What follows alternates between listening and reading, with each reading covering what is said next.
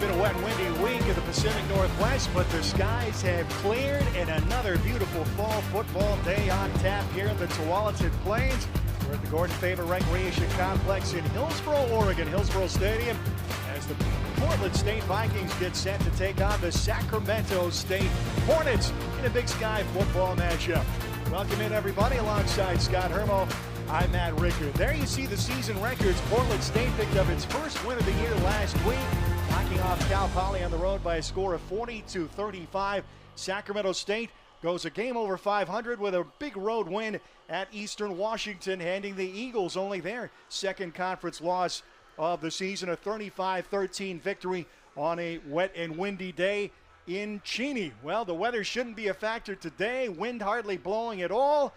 And there you see the Hornets, one of their speed demons on the outside, Ernest Campbell. Key for the Vikings today will trying to make him be more a part of the offense today for Sacramento State. They rarely had to put the ball in the air last week to get past Eastern Washington, Scott. Well, Sacramento State 376 yards on the ground. Didn't really have to throw the ball that much last week. Only had 15 total yards passing, but established the running game, and with the conditions last week up in Cheney, did a really good job of establishing that 376 total yards on the ground. See if they can possibly top that today. Yep, this is one of the better running teams in FCS football. The top running offense in the Big Sky Conference, Sacramento State. They call it the Go-Go offense under new head coach Brennan Marion. He's a brash guy and came out wearing a cowboy hat and headset at the outset of the season. Now, I got a cowboy hat summer vacation to Cabo last year. I was going to try that out myself today. I forgot I left it at home.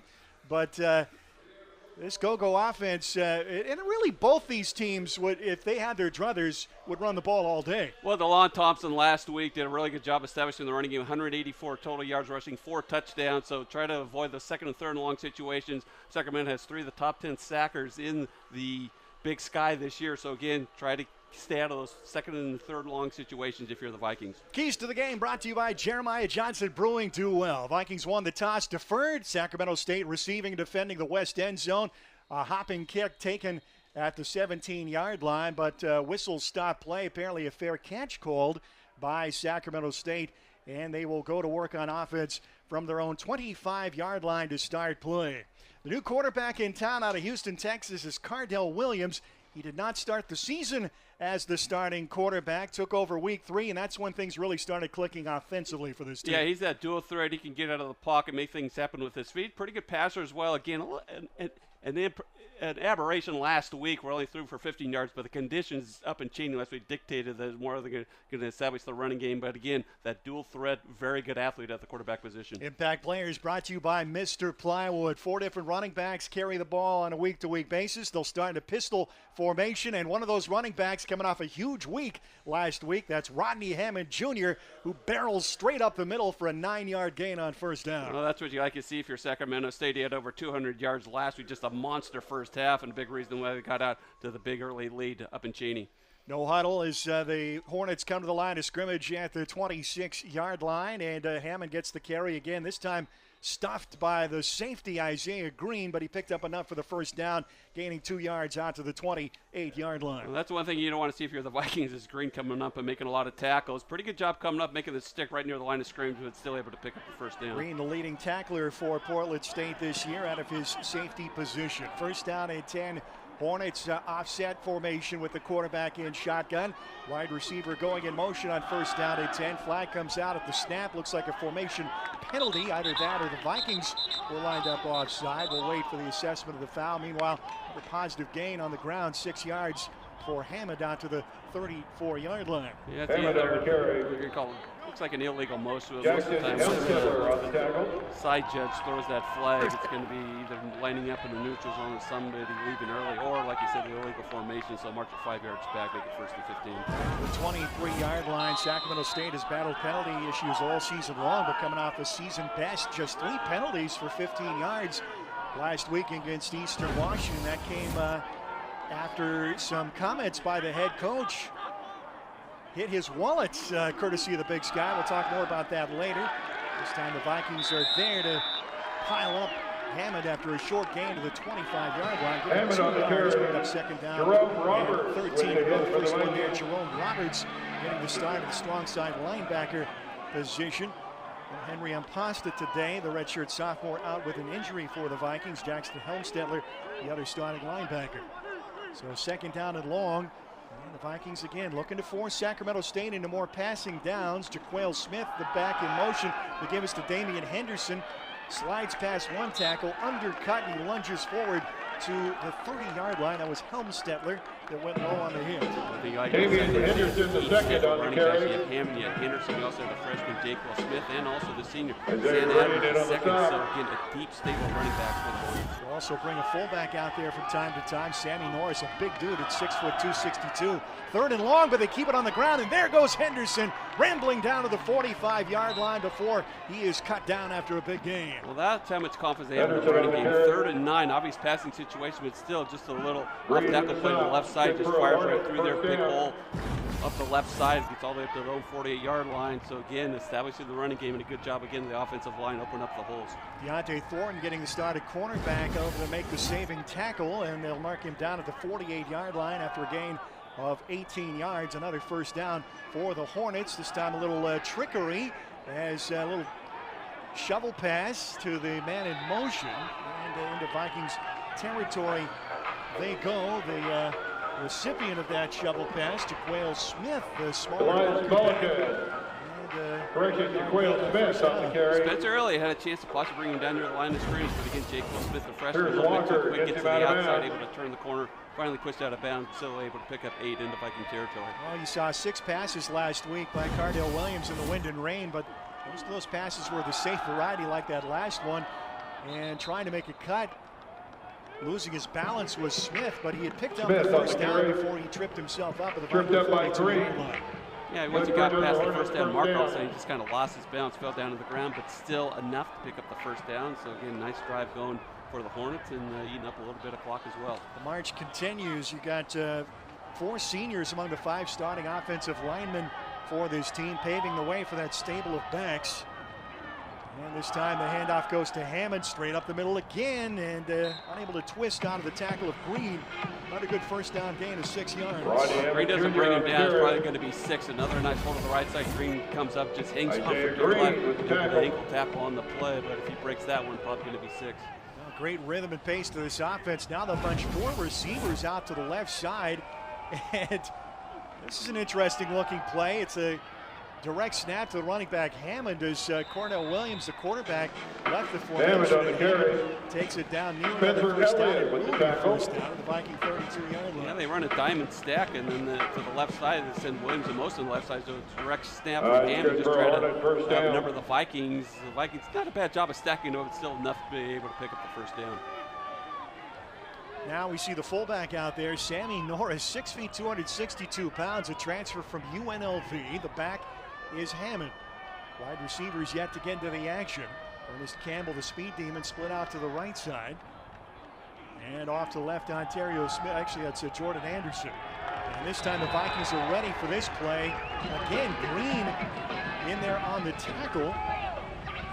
Alongside Jaden Brennan, the defensive end, and that's just a 1-yard gain for him. Daniel McCubbin, first time first man to hit the it. Vikings right at the line of scrimmage, point of contact, come up, make the stick, be able to pick up maybe about a half yard, so better job of the Vikings to be able to get through there and make the tackle. 5 minutes have elapsed on this game-opening drive for Sacramento State. 4 down linemen for Portland State, and the run up the middle, another hole for Henderson, fights through first contact, and he leans into the 25-yard line to pick up a 6 yard. Henderson on the carry. And about 4 yards to go. Isaiah Green comes to make the tackle, but still nice gain up the middle and very makeable 3rd down situation. Have not thrown the ball once so far on this drive, so again eating up a lot of clock, but just going right through the Viking defense. Only the second 3rd down of the drive. They converted on 3rd and 8 with a 19-yard run earlier in the drive. This remains in at fullback. Henderson, the deep back. As Williams awaits the snap, another run up the middle, and he fights through every tackle. He's going to go into the end zone. Touchdown, Sacramento State. All on the ground in 6 minutes and 3 seconds as they drive it 85 yards on the opening drive. He just ran right through Pierce Walker, just a simple trap play right up the middle. Walker had a chance to make the tackle. He would have made the first down. He could have possibly saved the touchdown, but again, good blocking through the middle, just bounced off the tackle. So exactly what we wanted for Sacramento State. Didn't even have to throw the ball in the drive, just marched right through the Viking defense for the touchdown. Former Oregon Duck Brandon is on to attempt the PAT. The snap is on target. The kick is between the uprights. Kick is good. And Sacramento State with an impressive opening drive. They take a 7-0 lead as Portland State awaits to touch the ball in offense for the first time when we come back.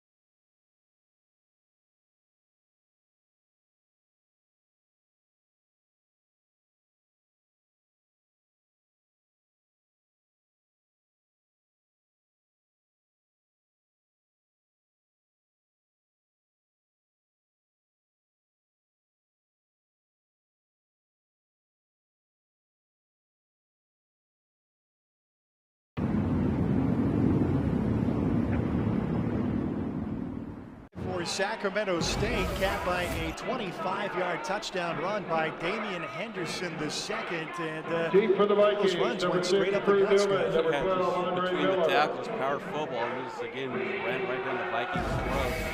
The drive was typified on 3rd and 8. You pick up 19 yards, so again, not having to throw the ball once, a little bit demoralizing Football drive. for the Hornets, number 99, Joseph Fireball. Right through him. 12 plays in the drive, 11 of them were running plays. The one pass was a little shovel pass to Jaquale Smith. Henderson 4 carries for 54 yards. Really a key play on that drive, an 18-yard run on 3rd down and 8 to keep the chains moving.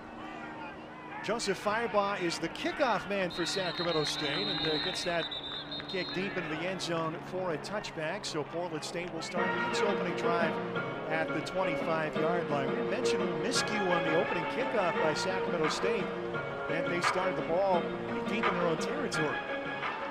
Yeah, it was the case where the ball was kind of kicked short, and the Sacramento State players decided who was going to field it. Eventually, Frescas came up, but one of the players taking a fair catch, so they actually had the ball right where he was able to catch it. So, like I said, a little bit mixed up. DeLon Thompson, what a game last week, 184 yards, 4 touchdowns. He's over the 1,000-yard career mark for the Vikings, so see if they can establish him early in this game. Vikings able to carve some holes for him last week at Cal Poly, and a little cutback after the handoff, and a good gain on 1st down, 5 yards for DeLon Thompson. Really going to be a key to the game, as we mentioned in the pregame show.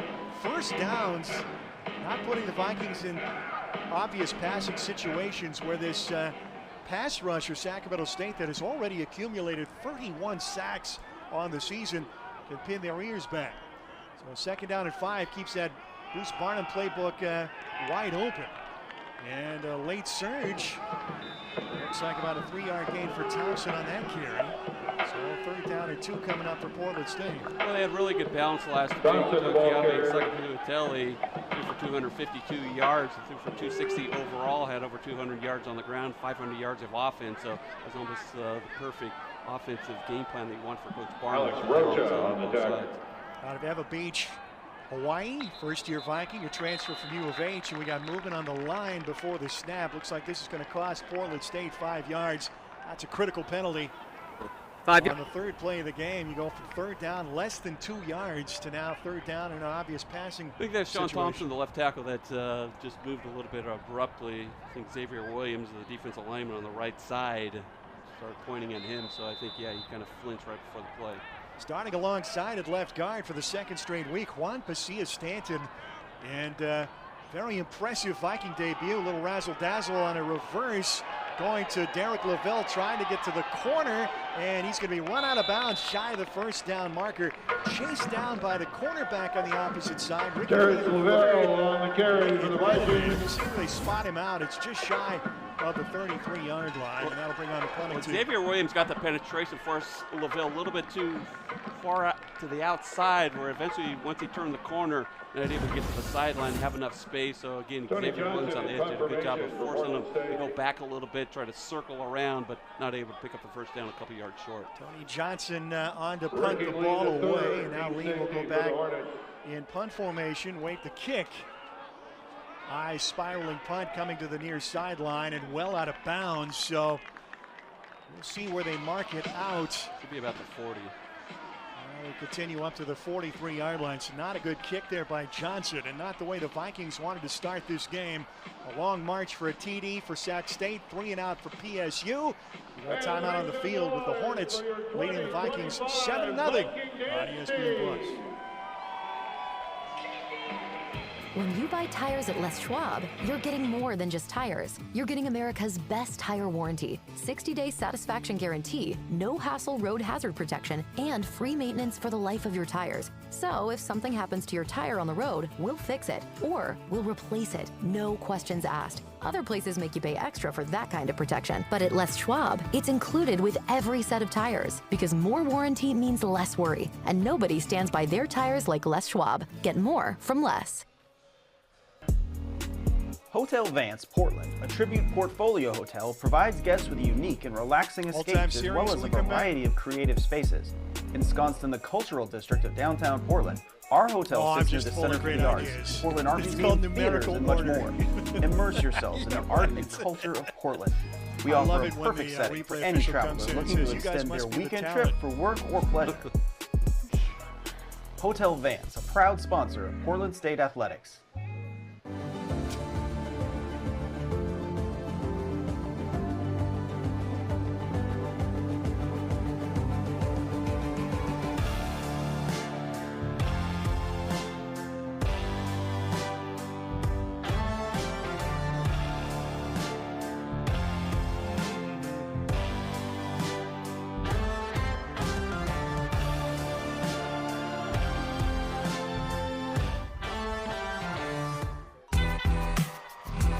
Sacramento State is more than a university.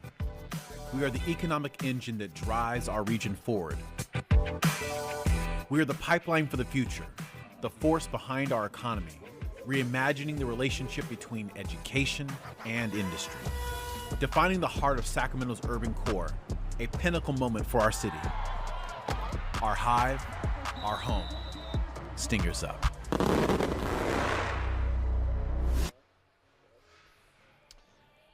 Seven nothing as Sacramento State goes to work on offense for the 2nd time. We'll take a look at the recent series between these two teams. Portland State, pretty decisive edge all time. Vikings cruising to a win last year. Sacramento State, after 3 consecutive playoff appearances, slipping to 3-9 last season. But they've won 8 of the last 11 meetings between these two teams. The last prior meeting in 2022, and they went undefeated during the regular season and reached the FCS playoffs under former head coach Troy Taylor.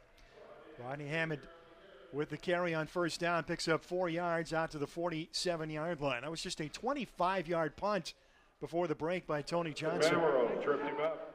And We saw the Hornets benefit from some poor punting by Eastern Washington in the weather, and look at that. Vikings get great penetration. 3 men there, including Donnie Hookfin, to meet the ball carrier Hammond for a loss back to the 45-yard line. Yeah, the first time they got penetration was Hammond behind the line of scrimmage as he tried to turn to the outside, but just a great job of just flowing through there, making the tackle. Well, he did a nice job of just closing quickly. Now this is what you want. See if you can get it off the field on 3rd down. Cieli, the first one there on the hit. 3rd down and 8. Straight drop back for Williams, setting up a screen, and he got blockers and lots of territory. Hammond trying to get to the sideline. Cieli with a saving tackle, chops him out of bounds, just shy of the Viking 25-yard line. Well, that's what happens when you blitz into the perfectly timed screen. Once Hammond caught the ball, just nothing but open territory. He get the sideline, got the block downfield. Cieli more or less saved the touchdown, knocked him out of bounds, but good play call by Sacramento State on a little dump-off screen, and Hammond almost able to take it out. 29 yards on the gain, 1st down and 10. Williams 2 for 2 through the air so far. The fullback Norris lined up at a wing position. To the left of the quarterback is Damian Henderson the second. He'll not get the carry. It's a play fake. Throw deep, one-on-one matchup, and great coverage down the field by Thornton, sticking right on the hip of Ernest Campbell, the intended receiver. We got Henderson down on his knees right now, so they're going to tend to him. Good coverage downfield as Campbell's their leading receiver, but again, blanket coverage downfield for the Vikings. Hard to see what happened to Henderson on that play, but we'll have a stoppage for the injury with 5:30 to go in the opening period. We'll break away. It's the Hornets 7, Portland State Vikings nothing.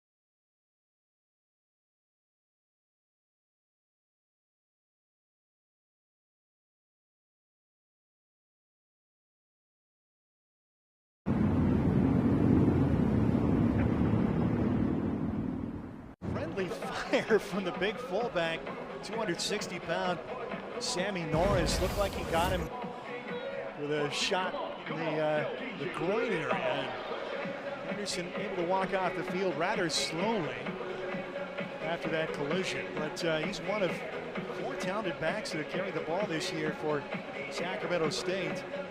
So Rodney Hammond Jr. leading the way with 85 yards a gain. Henderson the second leading ball carrier. Yet to see Sam Adams II, the University of Washington transfer. Jaquale Smith, the freshman scat back out of Orlando. Williams not a bad runner himself when he chooses to. So Smith into the backfield now. We've seen this formation throughout the year for Sacramento State. The backs and quarterbacks side by side. And the handoff goes to Smith, running up the middle, short gain, inside the 25-yard line of Portland State, down to the 24. A 3rd down and long situation for Sacramento State. So that's These are the situations the Vikings want to force defensively and avoid offensively today. Well, they're able to convert 2 third and similar situations earlier in this game with the run. Then they ran the nice screen pass to Hammond. So see what they try to do here. Adams into the game now. He's probably the best receiver out of the backfield. 8 catches for 101 yards on the season. Williams back to throw. 4-man Viking rush. Pressure from behind. Sack! Spencer Elliott with the sack. Actually, that was not Elliott. That was Slade Schufelt, the Hillsborough native, getting into the backfield off the edge. Good speed rush from the outside. Williams is flushed out of the pocket, and right when he's going to look downfield, there's Schufelt coming quickly and able to get it from behind. 49-yard field goal coming up for Sac State. This will be the longest of the season for Metters. Mentioned a transfer from the University of Oregon, native of Bakersfield. Ball spotted just inside the right hash mark. And the kick is not going to get there. It will barely get to the end zone. So the Vikings, after giving up a long touchdown drive on Sacramento State's first possession, a couple of big plays on second and third down to snuff that drive, and they'll take over at the 31-yard line with 4:08 remaining in the first period, trailing 7-0. Well, if you're Sacramento State, you're going to have to run the table. Have any chance to make the playoffs. They have 4 losses right now, 2 in Big Sky Conference, so need to take care of business today. Then they end with Idaho. Cal Davis could come down at the last game against Cal Davis for the playoffs. Kind of a big upset loss at home, losing to Cal Poly. Threw 3 interceptions in that game, 1 return for a touchdown, so that could be the loss that maybe could kill Sacramento State's playoff hopes. Cam Newman in motion. The snap back to the quarterback, Keave Sagapolitelli. Short toss to Christian Ingman in a very short gain for the Viking tight end. Koei Kui for the strong safety position to undercut Ingman after a gain of 2 onto the 33-yard line. That's a good job of Kui just playing at the left cornerback position, just reading it immediately as they did a little waggle, roll out to Ingman, and he was right there to make a tackle right near the line of scrimmage. Well defended on the perimeter. Newman in motion again, play fake.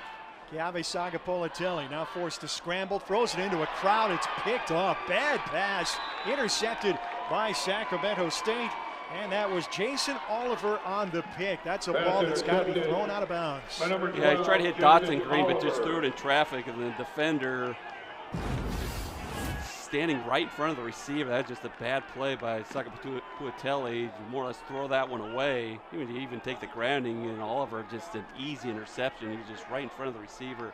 So we've seen that quite a bit this year, where just a bad decision to throw the ball in traffic and intercepted in Viking territory. Yeah, you could say that's been the saga of his season. A lot of picks. That's his 11th, and several more balls that could have been intercepted. And now Sacramento State, after giving up the rock on a field goal miss, takes it right back in Viking territory at the 35-yard line. Adams on his first carry escapes the first tackler. Won't get away from Spencer Elliott, though. Wraps him up at the line of scrimmage. No gain. Elliott's improving each week. He's been a threat on that defensive end position, getting a share of sacks, and has been very active, and again able to make the tackle right at the line of scrimmage on Evans. It's been a defense that's been gashed quite a bit this year, but if you're going to pick an all-conference member of that day, it's got to be Spencer Elliott, the Bend native, a junior, who leads the team in sacks with 4.5. Second down and 10, carry again. Great penetration for this Viking defense, and Adams is swallowed up by a gang of black jerseys. Elliott right in that mix again. Same exact situation, trying to get it to Adams, and there's Elliott come from the defense end position, standing him up right at the line of scrimmage. So same exact type of play, same exact result. Bring up 3rd and 10. Elliott, the starting defensive end. Slade Schufelt on the other side of the line. Daniel Matagi, the junior from Chehalis, alongside the up-and-comer Tuaoa Tauiliili, a big sophomore, 330 pounds out of Tacoma on the interior of that line. And time running out for Sacramento State on the play clock. The Hornets will call their first timeout with 2:09 remaining in this first period, trying to add to a 7-0 lead. Back to that 2022 campaign, and Sacramento State running the table during the regular season. They had consecutive years where they lost just one game during the regular season and went unbeaten in Big Sky Conference play. Reached the second round of the FCS playoffs. Troy Taylor earning the head coaching job at Stanford. Since has been dismissed. Allegations of abuse in the athletic department. Andy Thompson was the head coach of this team the last 2 seasons. Took them back to the playoffs in 2023 with a 9-3 record, or an 8-5 record rather. And then they slipped to 3-9 last year. He too has moved on to Stanford. He's the co-defensive coordinator for the Cardinal now. Yeah, Troy Taylor really had it going. An unbelievable offensive talent that he got on the roster, including a guy named Cam Scatterman, eventually transferred to Arizona State. Saw what he did at the FBS level, and now with the New York Giants. Yep, averaged 7 yards a carry for the Hornets back at 22. Back to throw on 3rd and 10. Williams can't find anybody open. He'll scramble, but he's got a spy. But he's able to juke his way past Helmstetler and picks up the first down. Cardell Williams one-on-one with Helmstetler, and he's able to get past the tackle and move the chain. Yeah, you got to make that tackle. You're more or less kind of the spy. The linebacker just waiting for him to get out of the pocket, and there's the dual threat. But Williams able to just juke him, make the nice little move, and Helmstetler can't make the tackle. Just nice little jump cut, avoids the tackle, and a big 3rd down pickup again for the Hornets. First down and 10 at the Viking 18-yard line. Flags come out right after the snap. Jaquale Smith, the ball carrier, stuff shy of the 15-yard line. And we'll wait to see on the infraction. Looks like the Vikings lined up offsides. Jaquale Smith on the carry. Will likely take the penalty rather than the result of the play and preserve the down. That'll move the ball 5 yards down the Portland State 13-yard line. Second penalty on the Vikings for 10 yards. If you go back to the schedule, and not a really bad loss in the first game for Sacramento State, losing at South Dakota State, one of the power teams in the FCS, then losing at Nevada, obviously an FBS team only losing by 3, but again, that loss to Cal Poly, that could come back to haunt them. But again, like I said, if they can run the table, and it could come down again that last game against Cal Davis, going to have a tough game against Idaho at home, but again, might come down to that game against the Aggies for that last playoff spot in the Big Sky. First down, 5 to go after the offsides penalty. Minute 31 remaining. Actually, they're going to reset the game clock to a minute 52.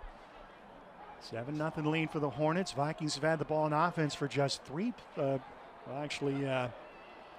plays in this first period. A 3-and-out opening drive and an interception on the second play of their second possession.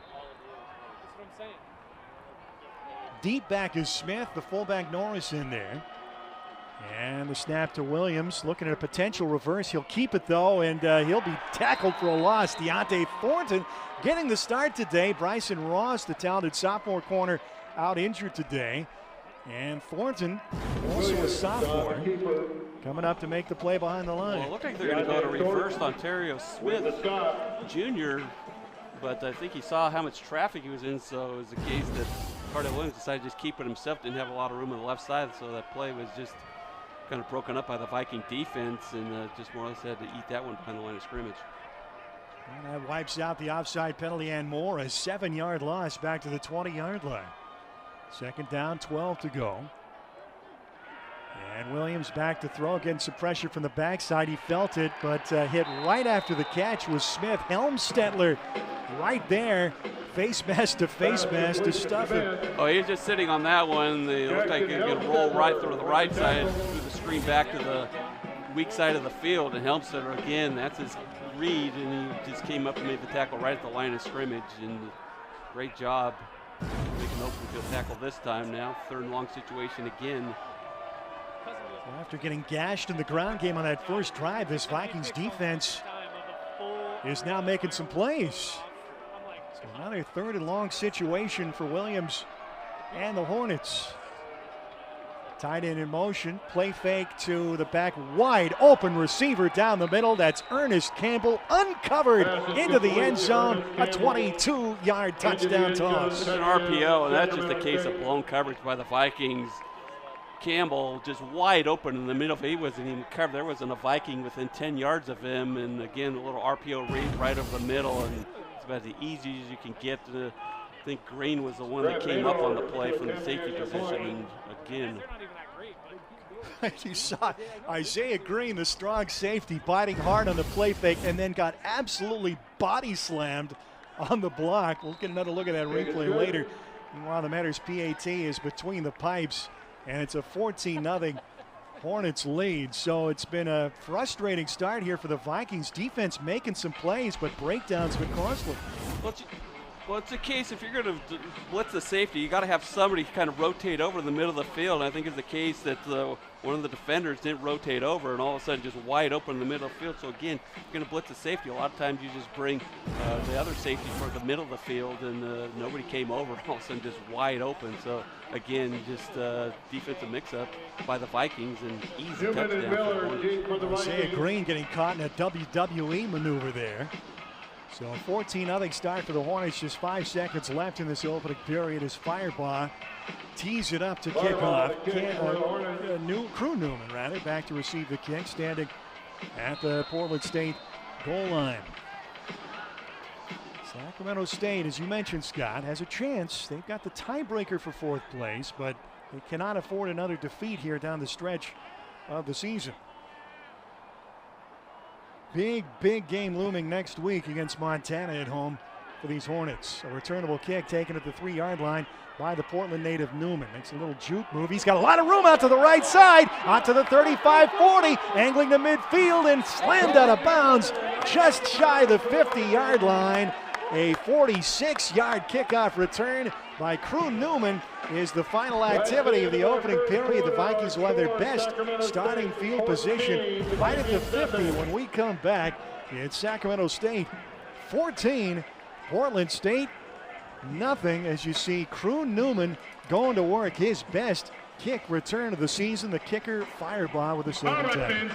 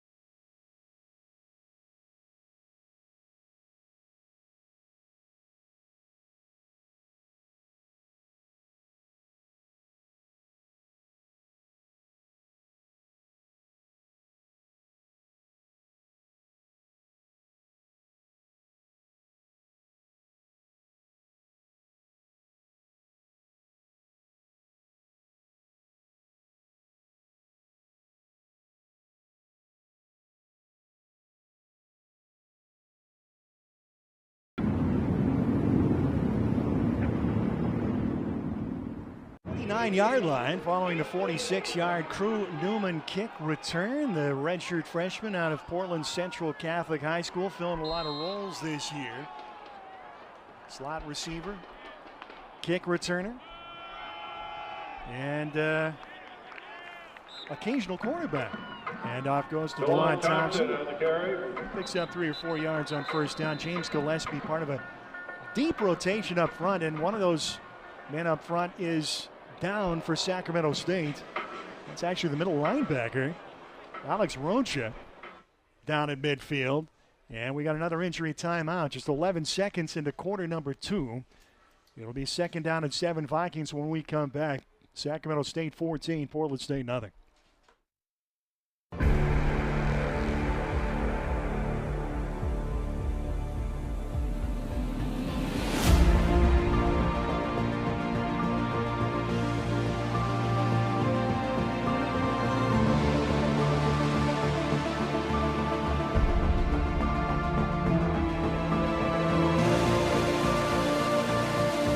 Are you ready?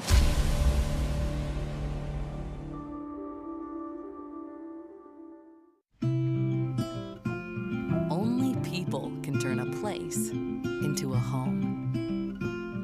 Join us to create yours. On Point. People are the point.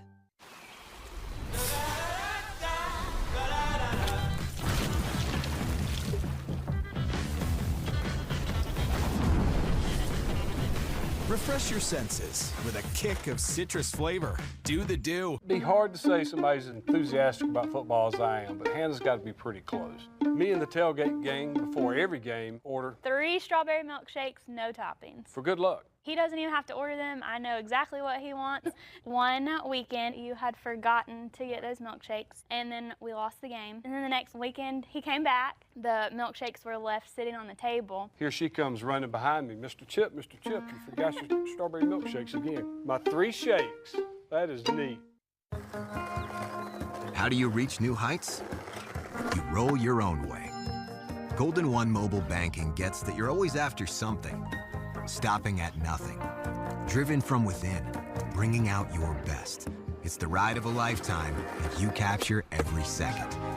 That's why we keep up with you, so you can celebrate your wins anytime, anywhere. Golden One Mobile Banking. Life is a journey best shared together. Alex Rocha needing a lot of assistance to get off the field. The middle linebacker knocked out of play. 2nd down for Portland State. 7 yards to go from the Sacramento State 48-yard line. Their first sojourn into Sac State territory. And looked like he got hit hard up high, but appeared to be a lower body injury. Chiave Sagapolitelli pressured immediately. Oh, absolutely hammered as he got rid of that football. He got hit high and low. Surprised to see him bounce back up that quickly as he got wrapped up. They didn't signal incomplete. Now, his arm was going forward, but was it an empty hand, and did he have the ball? So they're discussing it right now that nobody signaled incomplete. That's got to be an incomplete pass. Yep. Referee signals incomplete. Because now his arm was going forward. He's going to hit Ingman, but he was covered on the play. Try to eventually throw it downfield. So here we go with the replay. Watch this hit as Hampson wraps him up down low, and then boom! James Gillespie comes in there with a huge shot. And Sagapolitelli proves to be tough, bouncing right back. And now before the snap, a whistle stoppage appears to be another clock issue. Could be a challenge. This is possibly a fumble. Well, it looks like we're going to have our first replay review in our 3rd home game. Of course, we weren't here for the opening game against Tarleton State, but no replay to reviews on our 2 broadcasts, Scott. We're hoping to keep that streak going today, but I think we'll get another look at this. His arm appeared to be going forward. So there you see Hampton coming in, and, well, I don't know.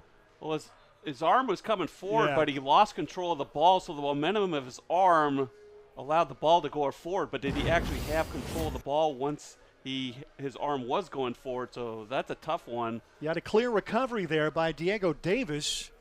who came in to replace the injured Rocha. I think the referees were smart in not calling that dead on an incomplete pass. So, again, his arm was going forward, but did he have control of the ball while he released it? There's Hampston, and yeah, I think he did. I think he did have enough control of the ball. The ball was coming very close to coming out. This will get really down to the nitty-gritty because he didn't have a grip on the ball, but he had control with his palm and pushed it forward. Right. So I think you got to consider that a forward pass. But I don't know the details.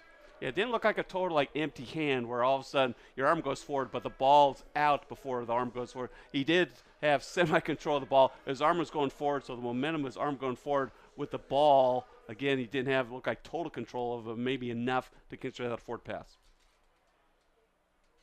And the replay upholds the call on the field. Our referee today, local guy, Mike Besner. Vic Winnick, the replay official. So 3rd down and 7 for Portland State. And Keave Sagapolitelli will remain at quarterback.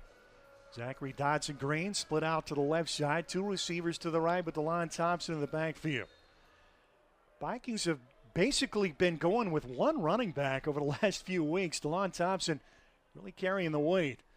Sacramento State cheating up to the line of scrimmage, showing blitz. They do bring heat, but it's picked up well. A deep toss by Keave Sagapolitelli. Lavelle hauls it in at the 2-yard line. Derek Lavelle on the receiving end. 1st down and goal, Portland State. We had a nice game last week. 4 catches for 86 yards. Had the 1-on-1 coverage downfield. The blitz was picked up. Just threw a deep one, able to get a step on the defender. Just floated in there. Good concentration by Lavelle to make the catch. Looked like Jason Oliver on the coverage on the play, and just a good job of concentration while the defender was backtracking on the play. A good catch. 1st and goal for the Vikings.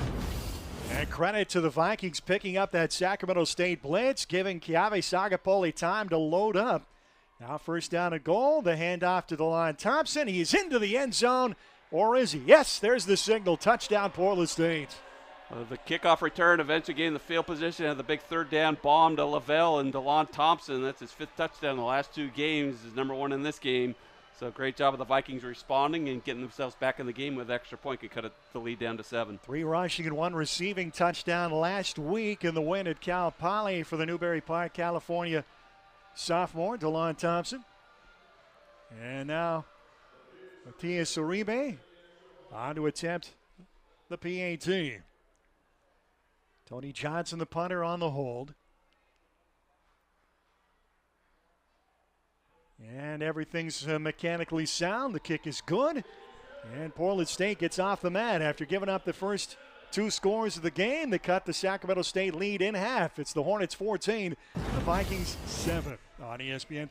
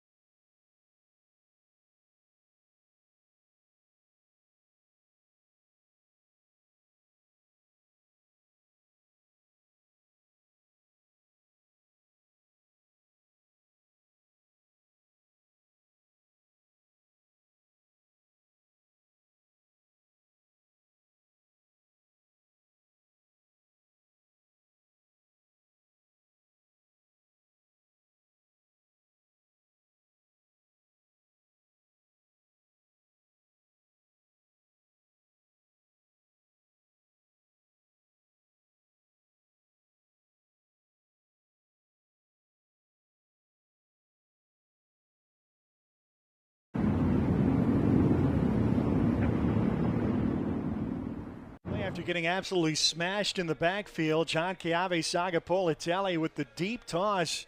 That's Terrence Lavelle. Called him Derek earlier. Of course, that's his uncle who played for the Super Bowl winning Broncos. And then one play later, DeLon Thompson into the end zone for a 2-yard touchdown run. It's 14-7 Sacramento State. That 3-play drive set up by Long Crew Newman kick return. Yeah, got up the midfield, and they had the 3rd and 8 play, and Sacramento State, they were lining up 8 guys to the line of scrimmage. They did blitz 6 on the play, did drop a couple back, but again, he saw the one-on-one coverage, and Terrence Lavelle able to beat Oliver on the play. Good concentration again on the catch, and they punch it in one play later. So again, good recognition by Sagapolitelli. Short pooch kick is going to drop into open territory and skip into the hands of a Sacramento State up man at the 21-yard line. That's Jackson Frescas on the return. And he takes it out near the 35. This will be the 4th possession for Sacramento State. Vikings gave up a 12-play, 85-yard scoring drive to open the game and then forced Sacramento State into a long field goal. Yeah, held the ball for 12:28 in the first quarter, 4 for 6 on 3rd down conversion. Outgained the Vikings 136-15. So that was the domination in the first quarter for the Hornets. The second touchdown drive for Sacramento State, they converted 2 3rd and 10-plus situations. And look out, he's in the starter's blocks, and forget it. They're not going to catch Ernest Campbell all the way to the end zone. Touchdown, 65-yard catch and run for the speedster who ran a 10 flat 100 meters in high school. Well, that was just, again, an RPO action, just a simple hitch route about 6 or 7 yards downfield, makes the catch, spun away from one defender. All of a sudden, once he got in a little bit of space, showed his speed. And again, Grain misses a tackle. Nice little sidestep, but all of a sudden, whoop, there he goes. He's just long gone at one other tackler to try to get him by his feet, but Campbell just blew by everybody. And again, can't compensate for that type of speed. One play is all it takes for Sacramento State to get that lead back to 2 touchdowns, and Metters will tack on one more with the kick.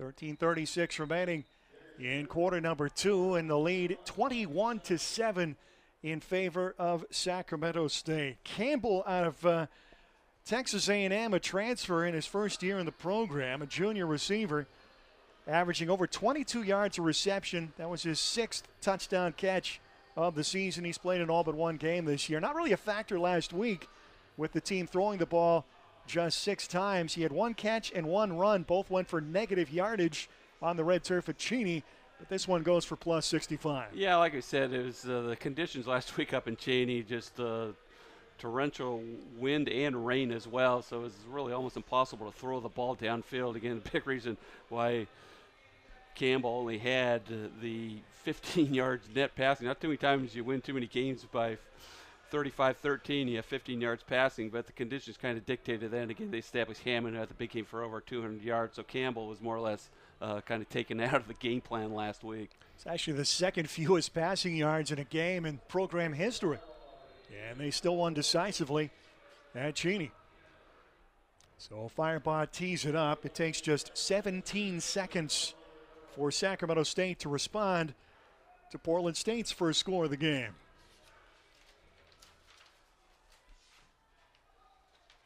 End over end kick, and Newman will let it go into the end zone for a touchback. I aired earlier, the Vikings host Montana next week. It'll be Idaho coming into Hornet Stadium to take on Sacramento State before the Hornets travel to UC Davis to close out the year. Neither of those games a gimme for sure. Yeah, I know Thomas Ford, they've had a good season. Just demolished the Vikings a couple of weeks ago, 45-6, just total control domination in that game. And I like what Thomas Ford is doing at Idaho, replacing Jason Eck, who's done a great job at New Mexico this year. Well, Portland State taking a page out of the Brennan Marion playbook here with the 2 backs side by side next to the quarterback, Chiave Sagapolitelli.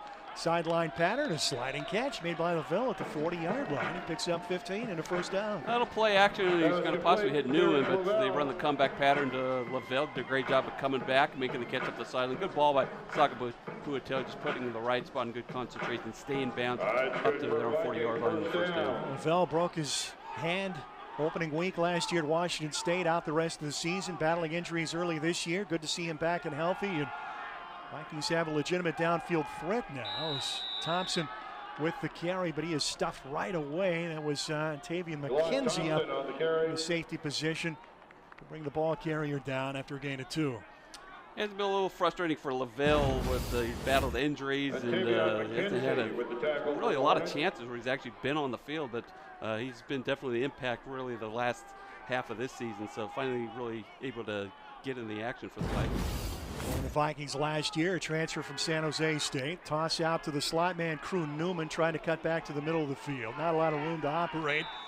And he picks up 3, maybe 4 yards. They'll give him forward progress to the 46-yard line. A pickup of 4, bringing up 3rd down and 4 for the Vikings. Yeah, try to get Crew in space, quick hitter to the outside, but pretty well defended. They forced them back to the inside, and a pretty good job of Swarman making the tackle while Newman couldn't get upfield. So again, well defended on the outside by the Hornets. Constant rotation of defensive linemen for this Sacramento State team as they line up on 3rd down and 4. Empty backfield. Here comes pressure again. Sagapolotelli, decisive delivery. He's got Lavelle at the sticks, and he's into Sacramento State territory with another Viking 1st down. First man there on the hit was McKenzie. Well, you know you're going to usually get the one-on-one coverage when you're going to go empty 5 wide, just a quick slant. It's a good concentration by Lavelle to make the catch. McKenzie was all over him, but still able to secure the ball, pick up the 1st down into Sacramento State territory. McKenzie, not far from Sacramento, grew up in Stockton, went to Edison High School. Gabby Sagapolotelli back to throw on 1st down, but he is swallowed up and sacked. Garrett Hampston, the first one there to get him. Dylan Hampston, rather, on the sack. Well, he's one of the leading players in the Big Sky with sacks. He's in the top 10, and he gets one right there. I think he's going to try a little wheel route to Thompson out of the backfield, but he was covered on the play also. Once he tried to get out of the pocket, there's Hampston make the sack in the backfield. Loss of 4. That's now 6.5 sacks, 10.5 tackles for loss for the San Jose State transfer. About 70 transfer players, newcomers into this program for Brennan Marion and crew this year.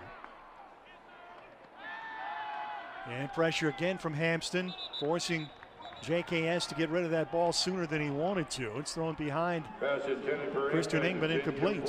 Even if Ingman makes the catch around the short side of the field, there's defenders right next to him if he makes the catch. So in some ways that's probably better than he wasn't able to make the catch on the play. Well defended again, just more or less sitting on that play. So now 3rd and 13 coming up for the Vikes. Vikings have been without their top tight end all season. Tanner Beeman with a Jones fracture preseason and will miss the entire year. He was likely going to be a top target in this offense. 3rd down throw, and Lavelle's open, but that ball hangs. It's picked off at the 32-yard line by Akui. Slips out of a tackle of Dodson Green at the 50. Ball coughed loose, but picked up by a teammate. A lateral. What are they doing, Scott? And who covered that football? Very reckless play by Sacramento State, and the Vikings take it back, I believe, at the 49-yard line. We have yet to see an official signal. You want to talk about undisciplined. Well, Cooey does a great job from the deep safety position to come up. He makes the interception. He's going upfield. He's going to be tackled about the 50-yard line. Well, I thought he coughed it. He coughed it up, and then the guy who recovered it decided to pitch it to a teammate. Yeah. Just a terrible Elias decision. Mulliken, he was able to pick up the fumble after he was stripped. And no idea, in traffic, trying to lateral in the middle of the field, and the Vikings get the big break, and they'll have 1st down, 40-yard line. Craziest play we've probably seen this season. A reprieve, and DeLon Thompson gashes the left side for a 10-yard run near the 1st down marker. They'll signal the chains forward, or will they? I saw a signal from the head linesman. Picked up 9. Yeah, they'll spot it short of the line to gain. Yeah, that could be a critical miscue in this game if the Vikings are able to capitalize and score and get back to within 1 touchdown. It was actually a fortunate bounce right after Akui gets stripped. The ball bounces right up to Mulliken, but Mulliken again in traffic trying to lateral in the middle of the field. What are you doing? On 2nd and 1, Thompson hit near the marker. He maybe had enough momentum. In fact, they're going to give him the 1st down. Pretty well defended, but only needed a yard to pick it up. Credit the tackle to Fata Paloka. Backup linebacker. Now 1st and 10 for Portland State at the 41-yard line of Sacramento State. A lot of time left here in the 2nd period. 21-7 Hornets leader.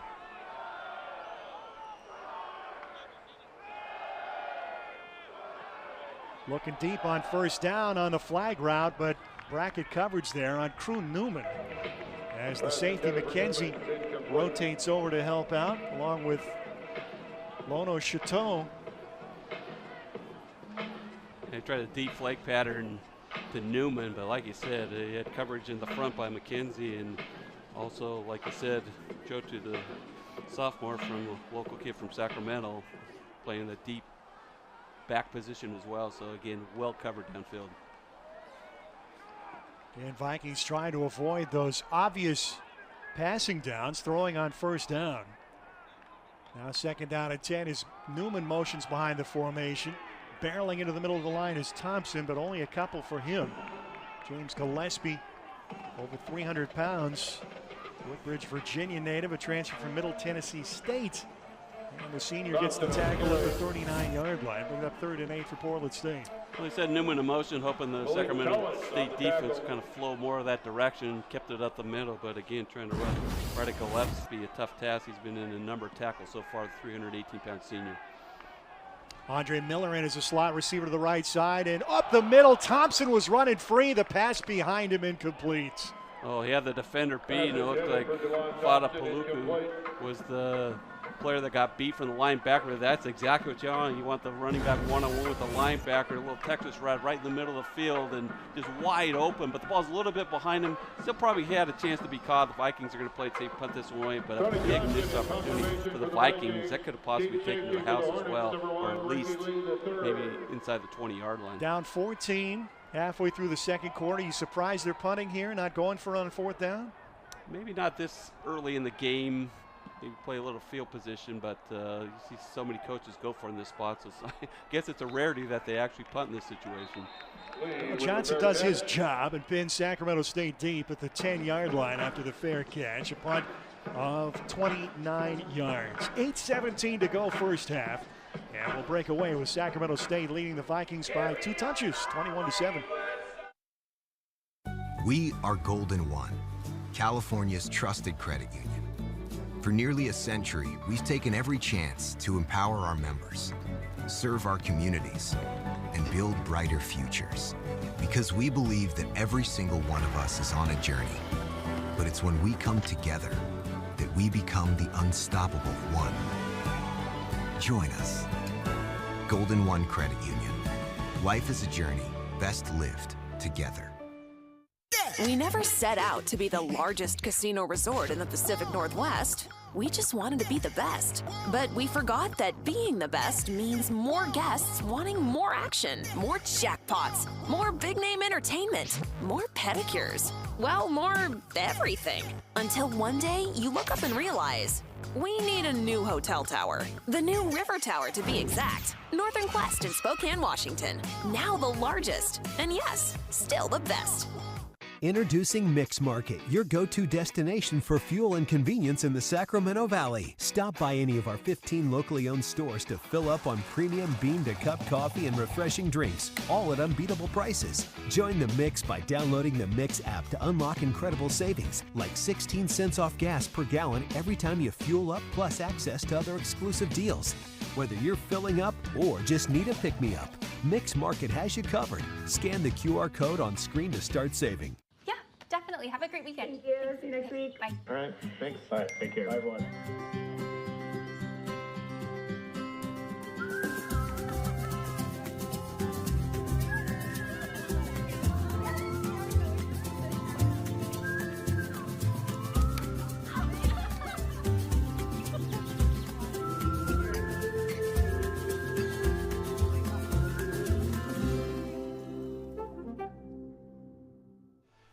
A big reason for the Vikings win last week at Cal Poly right there, number 20, Karsten Mammarell. He was named Defensive Player of the Week in the Big Sky Conference. Couple of interceptions, 3 more passes defended, and 2 tackles, leading the Vikings to a 40-35 win down at San Luis Obispo. First win of the year for the Vikings after they dropped their first 8. Sacramento State coming in with a 5-4 mark.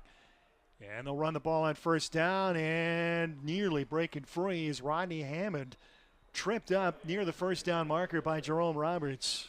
If Roberts doesn't bring him down, that could have been another long one for the Hornets is just a sweep to the right side, the power run again, able to get past the initial line of scrimmage. Roberts able to just barely trip him up, but still pick up about 13 on the carry.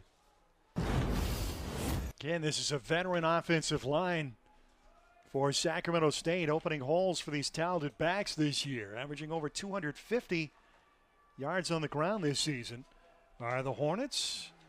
And this time the Vikings put up more resistance. Good to see Damian Henderson back out there after he took a blow from his teammate.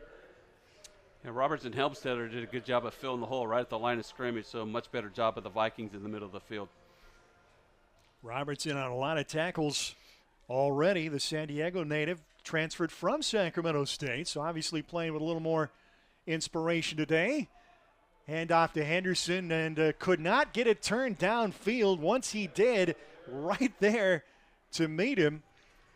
Looks like Sueli again. Aiden Scioli, the Vike linebacker, the Spanish Fork, Utah native who came to town from the University of Nevada. Grad transfer. And again, a 3rd and +10 situation for Sacramento State. They converted on 3rd and 10 and 3rd and 14 on their second scoring drive. And Williams rolling right, throws on the run, and it is caught over the shoulder by Campbell, but he's out of bounds. Hard to see if he got a foot in bounds. Just roll it to the right side. Hits them going right up the sideline, but not able to complete that. I think it's Jordan Anderson trying to make the catch up the sideline.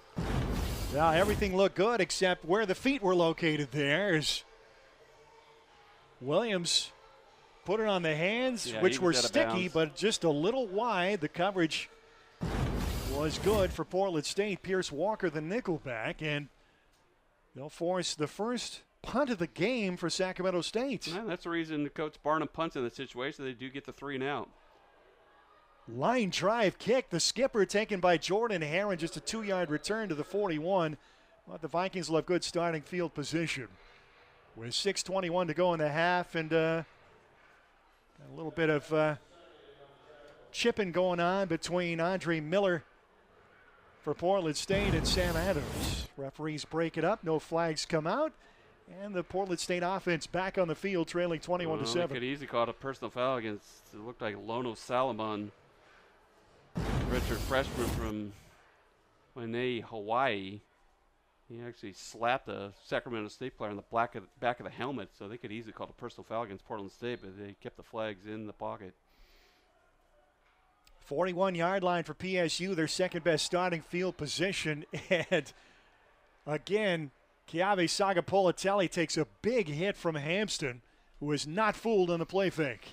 Yeah, a little read option. This time Sagapolitelli decides to keep it. Hampston, not fooled on the play, stays with the quarterback and meets Sagapolitelli behind the line of scrimmage for the 1-yard loss. Don't know if they will call that a sack, but that's now 11.5 tackles for loss in the season for Hampston.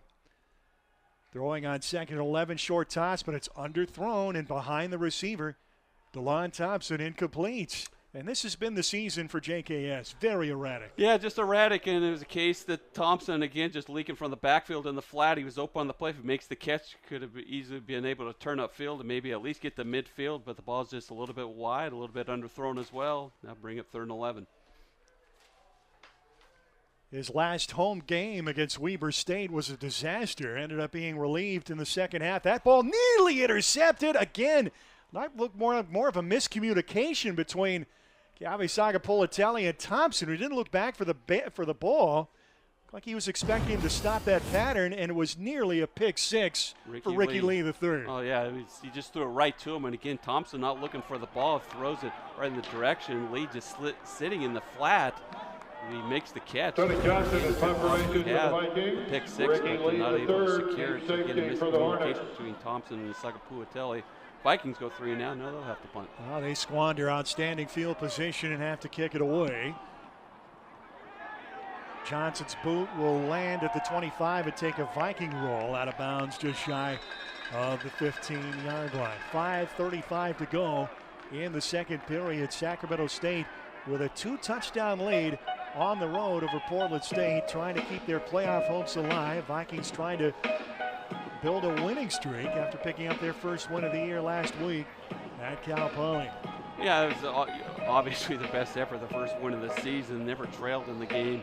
Getting good balance on the offensive side of the ball, over 500 total yards, 260 through the air, and 242 on the ground. So again, a really good effort. And again, DeLon Thompson with a big game with 184 yards and 4 touchdowns. We'll hear from DeLon at halftime how he's overcome an early season injury.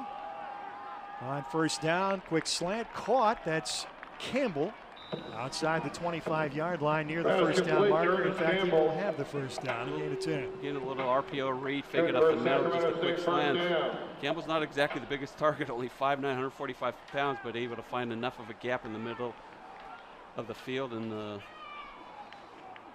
Williams had to get over the top of the defense as well. Williams probably should have handed that ball off, and he ends up in the arms of Spencer Elliott, and that's his 5th sack and 5.5 sacks on the season. Well, if you're wearing number 56 on the defensive side of the day, you're having a pretty good game overall, because Elliott and Hampson on the other side have been making plays from that right defensive end position, and Elliott able to get the backfield for the big sack, which is about 7. Ball back to the 19-yard line, pistol formation on second down at 17, and the running play will not net a whole lot. Slade Schufeld, he played his high school ball right here at the Heritage High School. Hill High wraps up the ball carry. Another 3rd and long for Sacramento State. Well, it's going to be key for the Vikings. See if they can get off the field, start the second half with the ball so they can get off the field, maybe get a score before the half and try to cut a one-possession game. So this is a big 3rd down play coming up for the Viking D. Robertson, Helmstedler, the linebackers dropping back into coverage. Now pressure on Williams. Down he goes. It's Schufeld with his 2nd sack of the game. His 3rd tackle behind the line.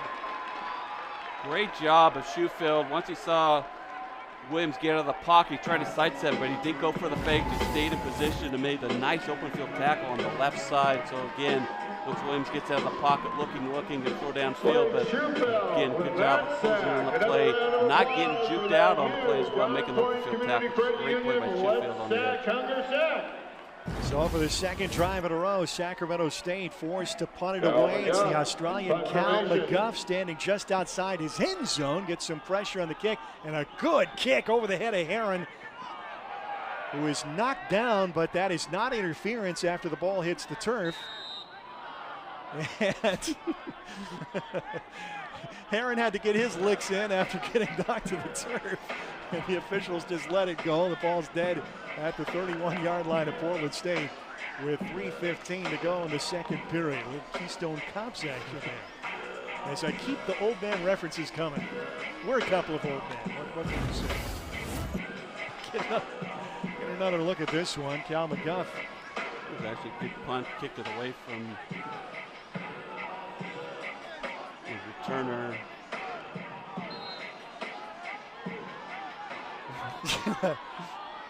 Hope you took your Dramamine before you watched that replay. Got a new quarterback in there, Tyree Smith. Swings the pass out to Crew Newman, but a lot of defensive traffic there in white and black for Sacramento State. These teams with similar colors. You can add some gold for the Hornets. And a short gain, 3 yards out at the 34-yard line for the Vikings slot receiver. Obviously, Smith is get a share of action this year, and he's a little bit more of a run threat than a passing threat. Very good athlete. So see if they usually have some design plays for him, especially on runs. So see if he can get this offense going in this late 2nd half. Vikings have all 3 timeouts remaining, and Smith will keep it. And nice gain on the ground as he picks up the first down, upended at the 43-yard line. There's the safety of Cooley on the tackle. Those are the plays that Smith can make. This time a little fake to the running back, keeps it himself, turns the corner, able to get upfield, use his speed and athleticism, picks the first down up to the 44. Tyree Smith from Henderson, Nevada, played at Liberty High School. And he's gotten snaps in all 10 games for the Vikings this year. He fakes to the flyman Newman, and another gash for the quarterback, even 9 yards into Sacramento State territory, the 47-yard line. Smith again on the play, though, it wasn't well timed because it was a tough time for Smith to get snapped. On the stop. 2 minutes remaining in the first half. It's Sacramento State 21, Portland State 7 on a beautiful fall day on the Tualatin Plains.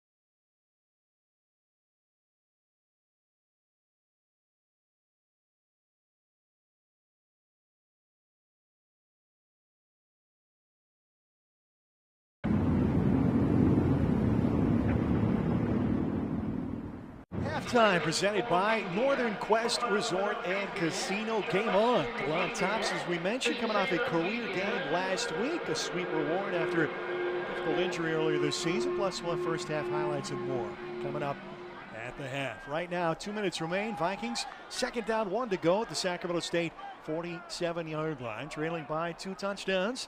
The backup quarterback, Tyree Smith, making his first appearance of the game on this drive. And he has run the ball for 18 yards on the last 2 carries. He'll keep it again with DeLon Thompson leading the way. Boy, he gets up to speed quickly. And Smith barrels down to the 41-yard line. This time picking up 6 yards on first down. That's pretty much kept on all the type of plays we can possibly hand it off. That's so good for another Viking Sacramento first State down. defense is going to have to adjust and account for Smith carrying the ball.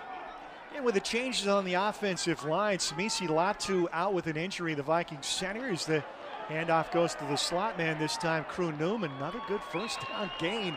He picks up 11 yards down to the 30-yard line. And the Vikings looking more like Sacramento State on this drive. Well, Smith doing a masterful job. This time he does hand it off on the little sweep to Newman, able to turn the corner. I think, again, after all the runs by Smith, they're keen on Smith. This time he does hand it off. So, again, making good decisions with the ball. James Minot taking over at center for the injured Latu, opening the door for the true freshman at left guard. Smith the carry again. And timeout called by Portland State quickly to stop the clock with 1:22 left. They have 2 timeouts remaining. Sacramento State also 2 timeouts in the bag. So the Vikings have alternated quarterbacks throughout this season. You see Tyree Smith on the right, John Chiave Sagapolatelli on the left. Chiave Sagapolatelli more the passing quarterback. Tyree Smith the more talented athlete and runner. So 222 rushing yards coming into the game. He's actually played every week this year. Sagapolatelli did not play in the first 2 weeks of the season. The Vikings have 3 different starting quarterbacks the first 3 weeks against tough competition. FCS title favorite, Tarleton State in week 1, and then BYU proved to be a rugged customer on the road. 51 total yards in that game. Second down, 7 to go for the Vikings.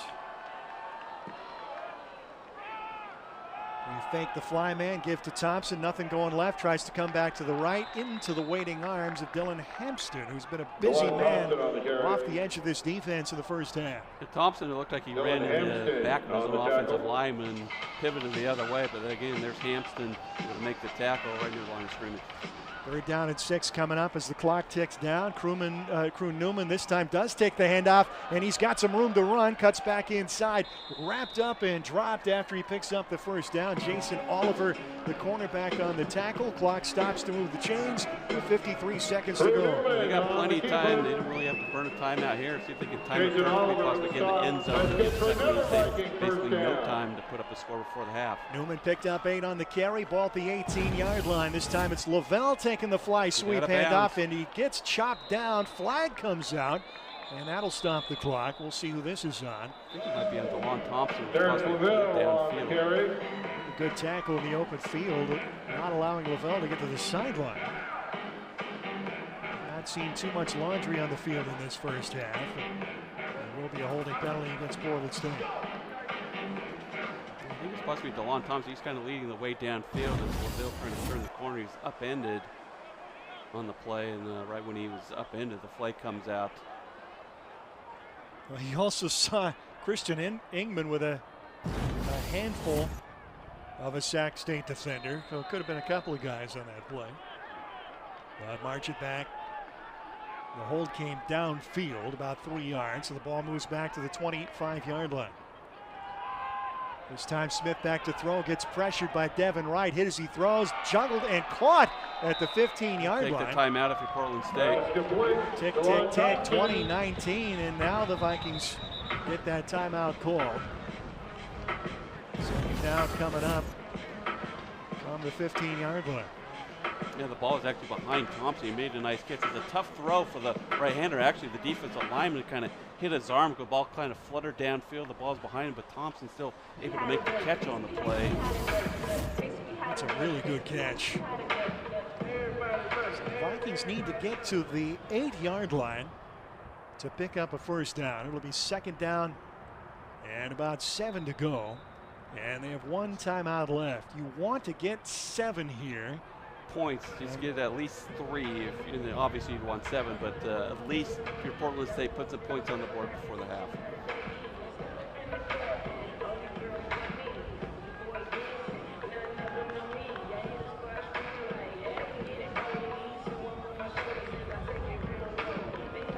Smith try not to force anything into the end zone for an interception or some type of a turnover.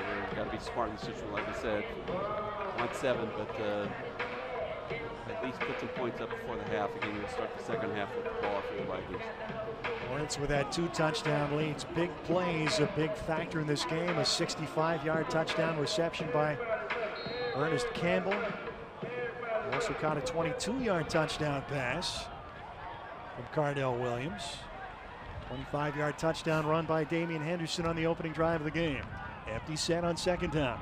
Smith, quick delivery over the middle. It's caught by the tight end. Reaching out over the goal line. Touchdown, Charlie White. The Banks native with his first Vikings score, and it comes with 15 seconds remaining in the half. It's an interesting look for the Vikings. They actually lined up the tackle, Torgerson, to the right side. He jumped in the air like he was going to get the pass, and they threw a seam pass right in the middle of the field to White. He made a nice catch. Looked like he's going to be tackled at the 1, but great anticipation, knowing he's right near the goal line to reach the ball across the plane for the touchdown. What a play by White. Good catch, and again. Yeah, I anticipate they're going to review this, and they will stop play before the PAT attempt to see if White was down before he was able to extend that right arm and get the ball over the plane of the goal line. Yeah, his knee possibly could have been down. Again, just great football intuition to reach the ball across the plane. It was hard to tell if his knee was down on the play. But it looked like he did reach it over. But again, did he reach it over before his knee was down? Well, Charlie White, very talented athlete at Banks High School. 2-time Co-op League Offensive Player of the Year. 1 Defensive Player of the Year as well as a senior. And part of a strong baseball program over there for the Braves, who play at the 3A level in Oregon high schools. In the Kawapa League. It's going to be close, I think. We're going to look and see if we have a good angle on it. When does that knee go down? Ooh, that's close. Can't really tell from that angle. Yeah, remember, they called a touchdown on the field, so if there's not a definitive view. If the camera angle's right on the goal line, you probably have a better chance, but it's kind of camera angles toward the goal line. It's hard to tell knee down when the ball was actually reached over the goal line. Oh, if only, UC Davis. 2024, we had a goal line view. It's a game the Vikings should have had a W, but it got ripped out of their hands. Catches it, he's trying to spin away. Knee is down. Actually, I think his rear end is the first body part that hit the ground. Could have maybe been a half-yard short. But you just cannot overturn based on this evidence, at least. Yeah, if I had to guess, he's not. If I had to guess, that ball is not over the plane when he's down. But you can't play guessing games. You've got to have a definitive view to overturn this call. So unless our replay officials have something that we don't, this should stand. And we'll get the announcement from Mike Besner.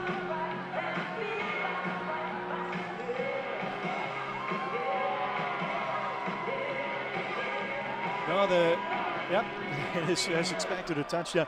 No, that is not a percussion device on his right hip. It's just not working as usual. So what's new? Here we go. Uribe on to attempt the PAT to try and make this a 7-point ball game. Vikings hanging tough, and this defense has made a lot of big plays in the first half. Unfortunately, they've given up a few big plays. The kick is good. Kick is good. It's a 21-14 Sacramento State lead. There's another look from behind. Concentration to make the catch. He reaches out. I think that's a touchdown. Yeah, I don't think he could have overturned that. Now, if he was possibly marked down about the half-yard line, he might not have overturned that and gave him the touchdown as well. So they called it on the field. And again, White was great football intuition to know that he was so close to the goal line, he just stretched the ball. Sometimes it's a danger. You stretch the ball, all of a sudden he gets knocked out as well. But again, just a great job of making the play and get the touchdown. So a huge touchdown for the Vikings. Worth noting as well, you saw big number 79 on that play. Another true freshman offensive lineman, Angelo Sarukos. And remember late last year, the Vikings got Pule Leatikaga and Sean Torgerson into action. Got their feet wet with starts late in the season, preserved that red shirt. So now you've got bookend red shirt freshman tackles and a couple of true freshmen playing at the guard position. So the Vikings potentially building a powerhouse offensive line for years to come. They just pooch it. They're going to kick it to Hammond. This is danger for the Vikings.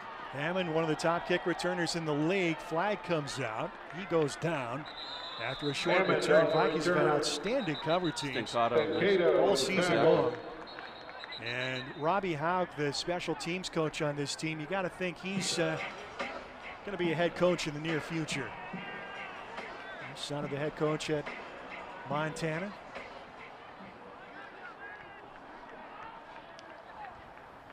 Illegal block in the back, and that flag came from way downfield. Yeah. Well, I think if I'm Sacramento State, I just need out. There are only 9 seconds left in the half. I wouldn't take any chances of trying to throw the ball downfield, and so I just need out and go to halftime up 7. Well, competitive first half of football. The Vikings couldn't say that 2 weeks ago as they got stuffed at Idaho. They bounced back with a 40-35 win at Cal Poly and hope to build some momentum here down the stretch of the season. They're very excited. Their homecoming game downtown at their old home, Providence Park, next week against Montana before they close out the season on the road. And the handoff to Sam Adams on the final play of the half as the last seconds tick away. Sacramento State will take a lead of 7 to the locker room. It's the Hornets 21, the Vikings 14. We'll check in with Viking running back DeLon Thompson when we come back at halftime from Hillsborough Stadium after this timeout on ESPN Plus.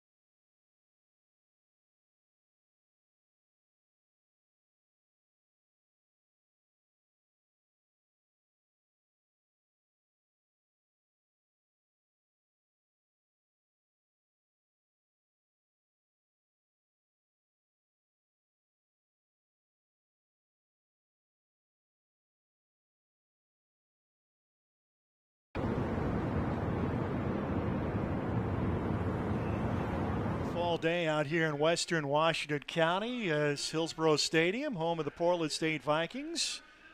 Vikings hanging in there, down a touchdown at halftime against the Sacramento State Vikings. And looking out the back of our press box, you've got the ash trees along Century Boulevard with their beautiful gold colors, the Coast Range Mountains in the background. Beautiful autumn skies. Couldn't ask for a better day for football today. Yeah, considering the amount of wind and rain that we had during the week, you thought it was going to carry over, and you thought Sacramento State was going to have 2 straight games where it's going to be wind and rain. But luckily today it kind of tapered off, and absolutely perfect November football day in Oregon. He's Scott Hermo. I'm Matt Rickard. It's halftime. Portland State down 7. DeLon Thompson coming off a career game last week. The redshirt sophomore battling injury early this season. Missed a game with a broken hand, playing with a cast early in the year. Our producer, Nick Voll, caught up with the Vikings running back earlier this week at practice. On a hot day in August, Portland State started the year against a top 5 team in Tarleton State, and the day wasn't kind to the Vikings. It was especially rough for running back DeLon Thompson. First game of the year, broke my thumb. It's a bummer, but, just have to deal with it. I was able to play some games. When DeLon broke his hand and was playing with a cast, I guess the best way to put it, as a coach, he's so good we left him in. After the injury, Thompson played well, but not at the standard he set last season, until the cast came off and some of his linemen got healthy, just in time to face Cal Poly. It was clear early it was going to be a good day. I think it was after I caught the first touchdown on the wheel, and then also seeing the defense get some big stops. I was like, oh yeah, it's a good day today.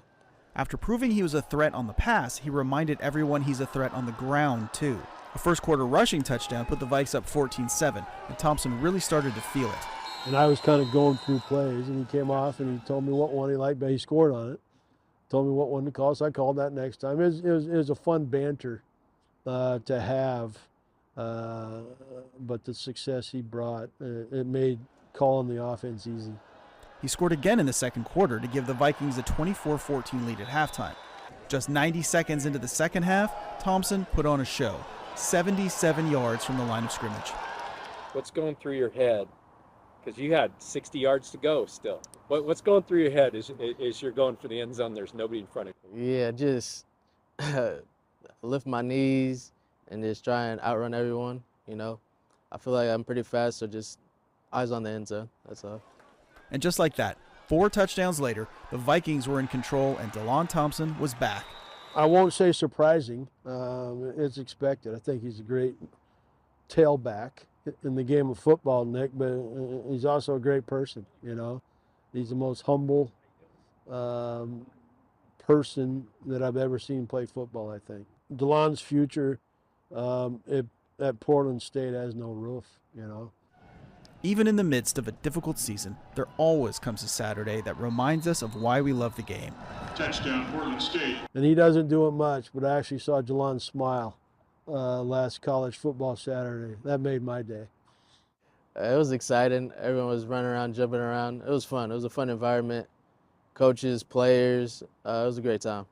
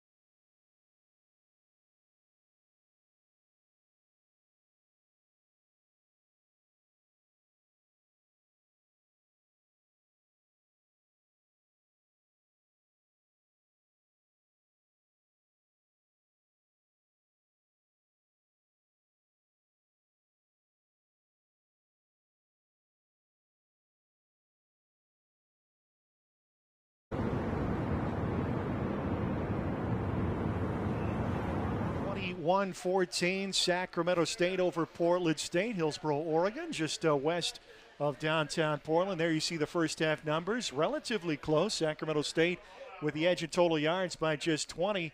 And right now the difference is the 2 turnovers to 1. It's been a definite factor as the 2 interceptions by Sacramento State.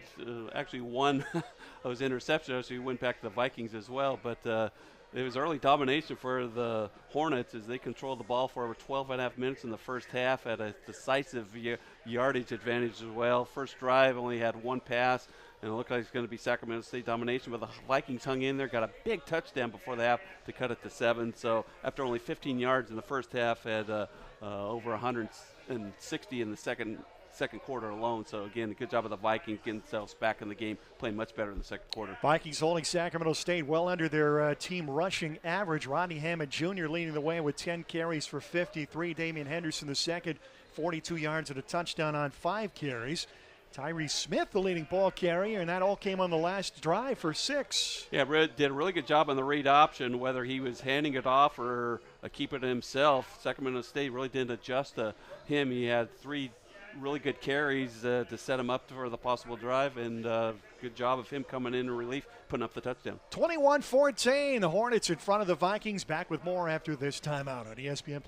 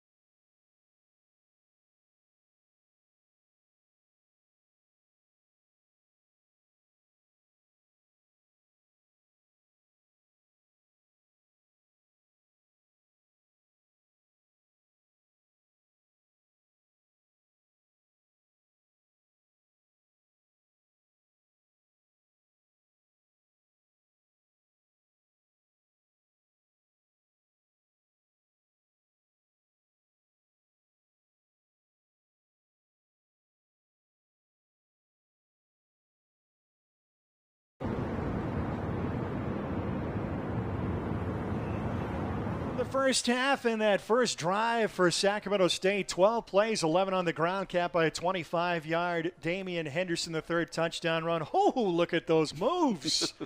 Cardell Williams pressured, sacked. Slade Schufelt getting into the background field for a couple of plays for this Portland State defense. It really stiffened up after that first drive. Unfortunately, more struggles today for Viking quarterback John Chiave Sagapolitelli. 2 first-half interceptions 3 weeks ago in his last home start, benched after 3 picks.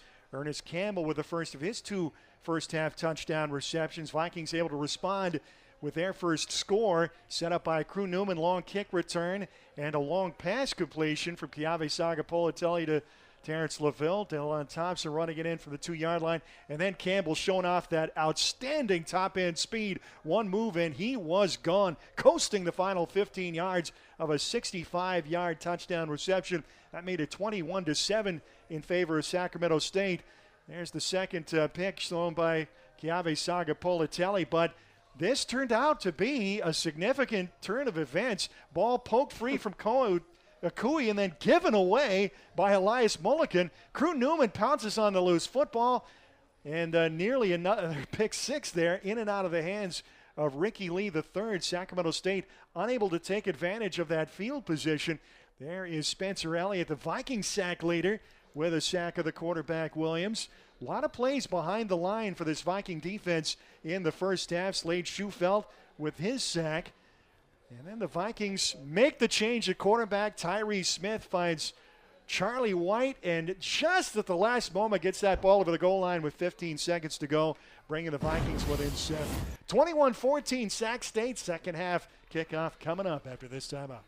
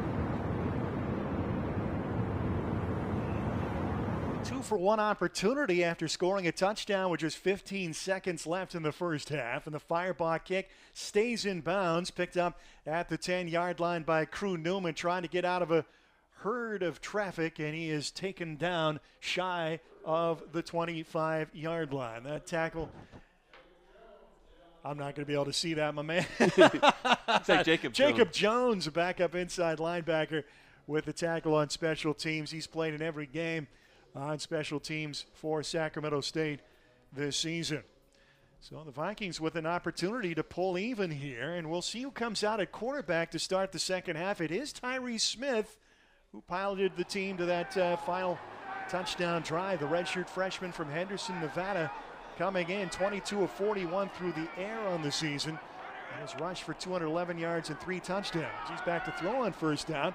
Little safety valve toss and room to ramble for Crew Newman out to the 39-yard line before he is taken down from behind by Fada Paloka. We could almost hand it to him. He's so close on the pass with good recognition as he fakes it. He's looking downfield. So just quick dump off pass to Newman. Had plenty of room on the right side. Takes it upfield up all the way up to the 39-yard line. So going to stay with the hot hand Smith, who's who had really struggled with a couple interceptions, almost a third as well. So I agree with Coach Barnum coming out with Smith. Yeah, while Keawe Sagapolitelli was below 50%, Smith has completed all 4 of his passes, but won't get an opportunity here as time runs out very quickly on the blitz. He is taken down by the linebacker Oscar Moore with the tackle. This time, good job of Moore making sure Smith not able to get upfield as he comes from the outside and able to use the speed rush to bring him down a yard behind the line of scrimmage. So loses a yard and a half. It'll be second down from just beyond the 37-yard line. Empty backfield, the fly man in motion. Andre Miller takes the handoff. He's the third receiver to get a running play. Ball comes out, but after he was down at the 40-yard line, and Miller is going to hop off Andre the field. Miller on the carry. That right leg. Jason Oliver with the stop. Make it to the trainer's table as he gets in around, and actually they're going to call looks like a holding penalty against the Vikings. So insult to injury is that'll cost them. The flag came down at the end of the run, so they picked up about 3 yards. It'll get marched back to the 31-yard line. Miller back up slot receiver. Both he and Newman have yard business in the offseason, both Portland area natives. Miller went to Nelson High School out in Clackamas, the new school. Smith delivers near side, jumping the route and nearly picking it off. Jason Oliver. That was intended for the tight end Ingman. That was intended for Briston Ingman. He's a half step. Was just jumping around in front of the receiver, going pick 6 as he got his hands on it but couldn't secure it. But good anticipation of that pattern for the sideline. Maybe a half step from possibly getting the touchdown. So third down, 18 to go for Portland State at the 31-yard line. DeLon Thompson has been the lone running back today, and that's really been the case for about the past month. 4-man rush, and Smith gets out of trouble, avoids a tackle, but he can only get back to the original line of scrimmage where Moore trips Tyree Smith on the keeper. We're more or less having 2 Oscar Moore with the tackle. Sacramento State linebackers more or less playing in the spy position, just waiting for Smith to come out of the backfield. Diego Davis in, Moore, Oscar Moore, transfer from UTEP, able to make the tackle. So well defended and big 3 and out for the number 34, State Jody defense. Johnson. Actually, they did get first down, but Ricky Lee, deep safety for the Hornets. Johnson back to punt it away. Ricky Lee back to receive. As the Vikings. What happened here? They run out This of might time. be a defensive penalty against Sacramento State because they were kind of clapping right when the ball was being snapped. So this is a delay game penalty. It's going to go against Sacramento State because you're trying to basically disrupt the offense with signals, and when you start clapping the line of scrimmage, so that's going to be a delay game penalty. So that's the reason for the 5-yard mark off. Unfortunately, it was 4th and 9, so the Vikings will keep the punt team out there. Neither team particularly heavily penalized in that first half. That's the 3rd foul for 20 yards for Sac State. Vikings 3 penalties for 20. Very little rush put on it. A beautiful spiraling punt. It's going to be fielded at the 1 yard line by Lee, and he is taken down inside the 5. I never understand why players they stand around the 10 yard line, goes over your head, just let it go. You have to know where you are on the field and able to get up to his own 5 yard line. So big mistake and cost him some major field position. Boy, that might be the best punt of the year for Tony Johnson, and the worst starting field position of the game for Sac State at the 5 when we come back. 21-14 Hornets.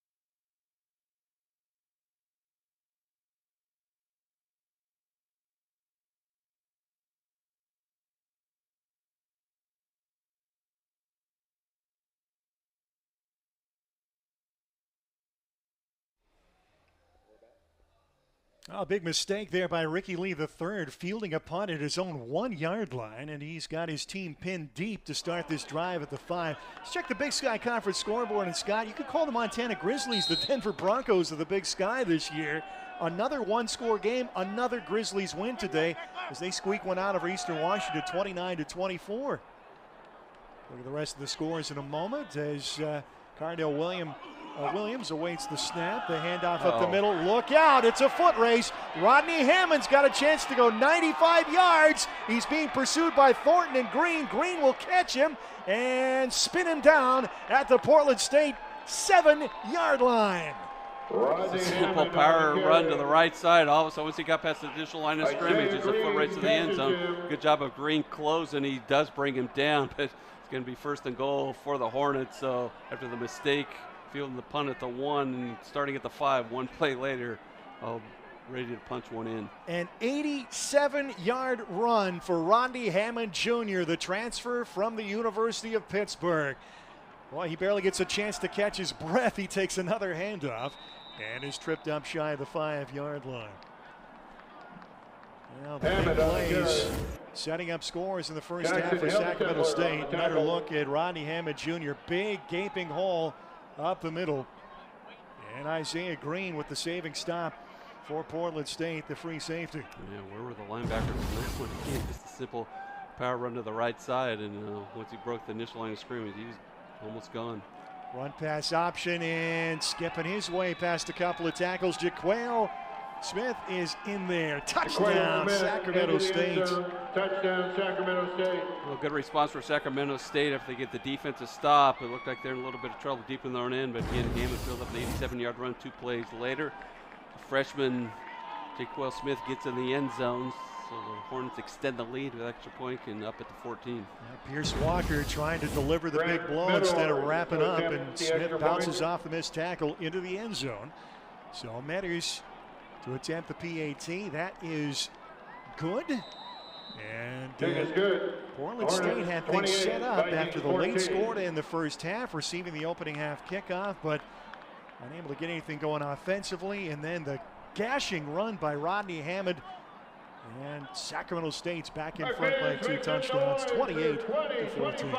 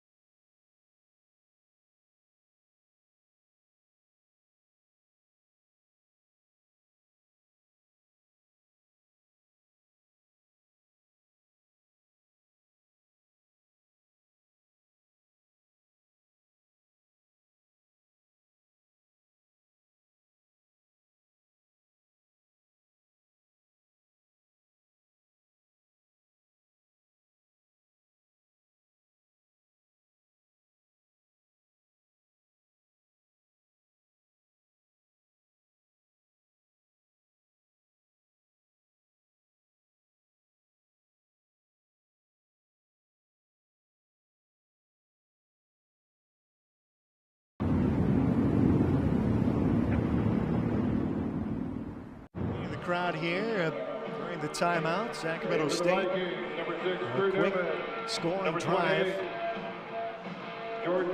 after they got pinned at their 5-yard line. A special teams mistake. 87-yard run for Rodney Hammond. He's once again well past the century mark 1 week after 208 yards, 2 touchdowns at Eastern Washington. From Norfolk, Virginia. From the University of Pittsburgh, a 5'9", 195-pound senior running back, played 4 years for the Panthers, 1,500 yards and 14 touchdowns in 36 games for them. Crew Newman will return this from the 8-yard line. Weaves out to the 25 to the 30. It's Vikings ball there. 22-yard return for the redshirt freshman. Jacob Jones on the tackle for Sacramento State. Looking down at that huddle, looks like Tyree Smith is at the controls, at least for the immediate future. After leading the Vikings to a late touchdown in the first half, he was at the controls for the first drive of the second half. Unfortunately, a holding penalty set them back and forced a punt. Running play on first down, DeLon Thompson able to get out past the 35 to the 36-yard line. Sacramento State has done a pretty good job of bottling up the Vikings' top running back, as he was held under 30 yards in the first half. Yeah, Melvin Swindell, the second, able to make the tackle on the play. There's a lot of seconds, thirds, and juniors on this Sacramento State team. Play fake to the fly man. Smith keeps but doesn't get far. Maybe a yard. A little bit too slow to build the play for the Vikings. Faked it up to Newman, but Dick Smith a little while to start getting upfield and didn't have a lot of room, and eventually kind of slid down and able to pick up 1 or 2 yards, bring up third and a long 2. His third drive of the game after John Chiave Sagapolatelli got the start this afternoon. Big 3rd and 3 call coming up. And the handoff is to Thompson, tripped up, and he is not going to get to the marker. Thompson on the carry. Really good job coming to make the tackle. Looked like Fada Kuloka I'm going to make the tackle right near the line of scrimmage. And this is a linebacker unit that's pretty banged up right now. We saw Alex Rocha helped off the field. No Derek Houston today. He was the leading returning tackler. The Vikings will line up to go for it on 4th down. I have to think this is going to be some type of quarterback blast, but they're going to run the punt team on the field. Are they going to have time to get this punt away? I don't know.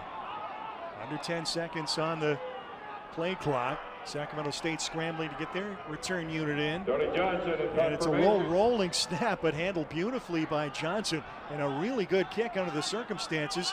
Lee with a fair catch, and it's more like it. You don't mind a fair catch at the 14-yard line. They'll spot it at the 15. Stumbling out of the gates offensively.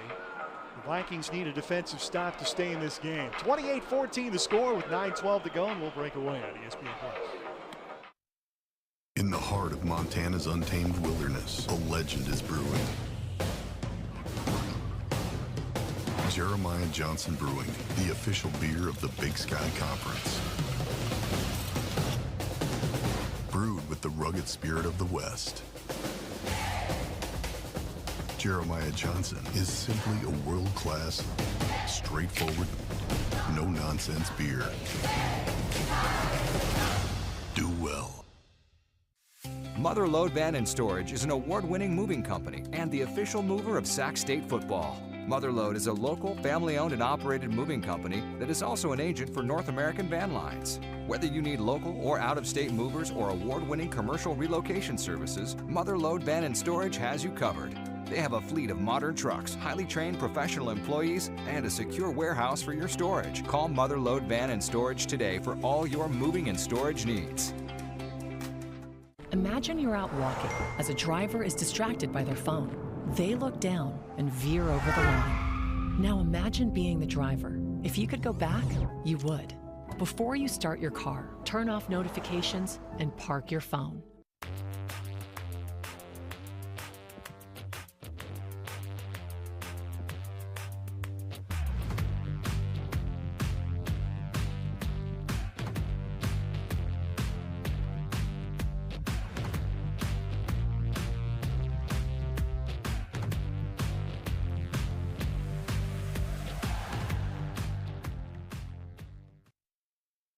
When you buy tires at Les Schwab, you're getting more than just tires. You're getting America's best tire warranty, 60-day satisfaction guarantee, no hassle road hazard protection, and free maintenance for the life of your tires. So if something happens to your tire on the road, we'll fix it, or we'll replace it, no questions asked. Other places make you pay extra for that kind of protection, but at Les Schwab, it's included with every set of tires, because more warranty means less worry, and nobody stands by their tires like Les Schwab. Get more from Les. Back to action, 1st and 10. Sacramento State at the 15-yard line following a 46-yard Tony Johnson punt. 9:12 to go, 3rd period. And a pitch wide to Jaquale Smith. He is gobbled up in the backfield. Another stop for loss for this swarming Portland State defense. Usually when you see the pitches, the two-hand overhand variety on the pitch. Smith not able to get upfield. Good job on the perimeter by the Viking defense. Loss of 2 back to the 13-yard line. And straight up the middle, hat comes off for Matangi. He'll have to come out for a play, and quickly in to replace him comes Jaden Sandusky. Matangi, transfer from Central Washington University, moving up a level. Played his high school ball at my alma mater, WF West High School in Chehalis, under Bob Wallen. Boy, what a great job he has done since coming from Pullman High.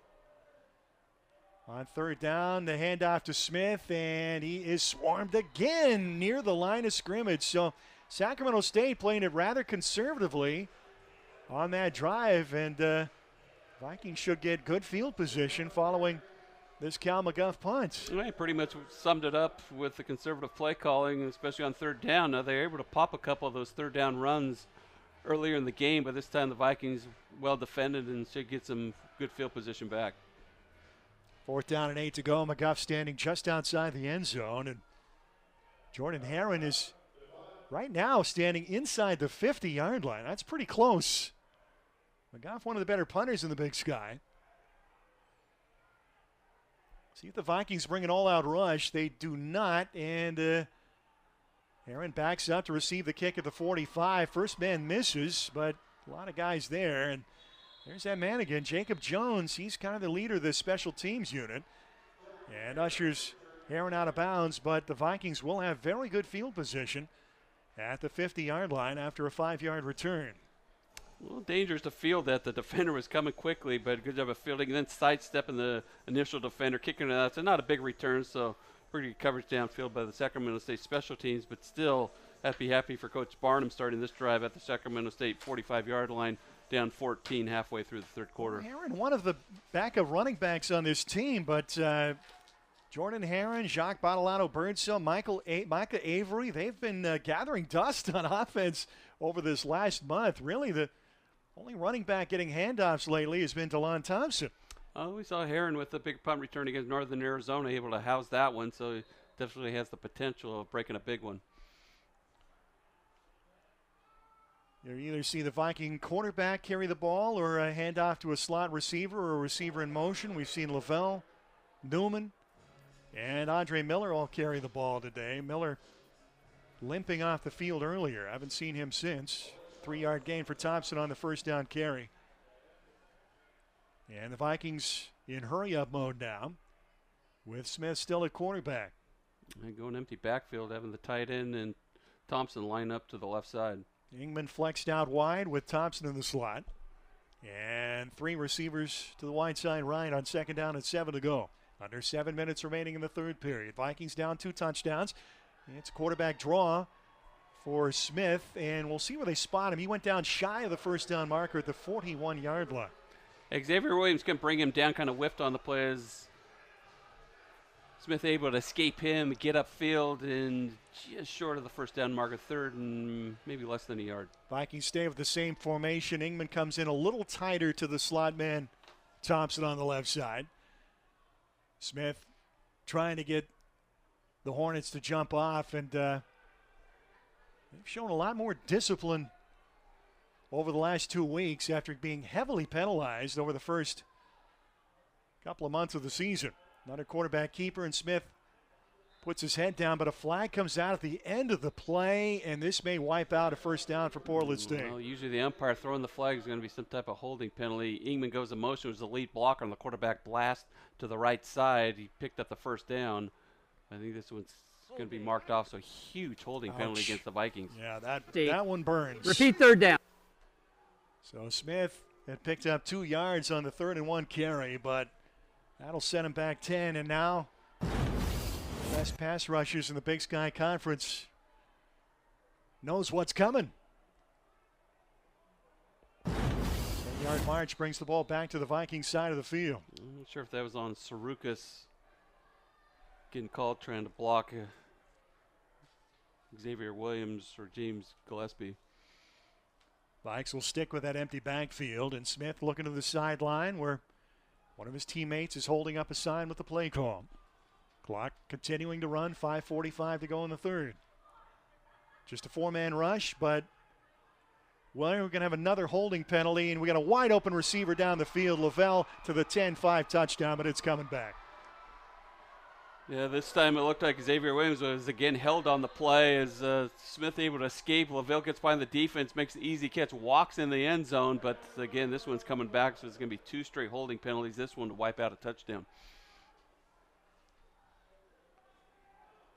Yeah, there was no doubt about that one. Make it 3rd down and 21 now. Vikings. Well, you've seen a lot to get excited about today, but the Vikings just continue to shoot themselves in the foot, and you can see the obvious hold by the left tackle, Sean Torgerson. Once you start grabbing around the neck and you kind of spin the defender down, especially on that edge rush, you're going to get called for that, so I don't think Portland State has an argument on that one. And checking the penalties now.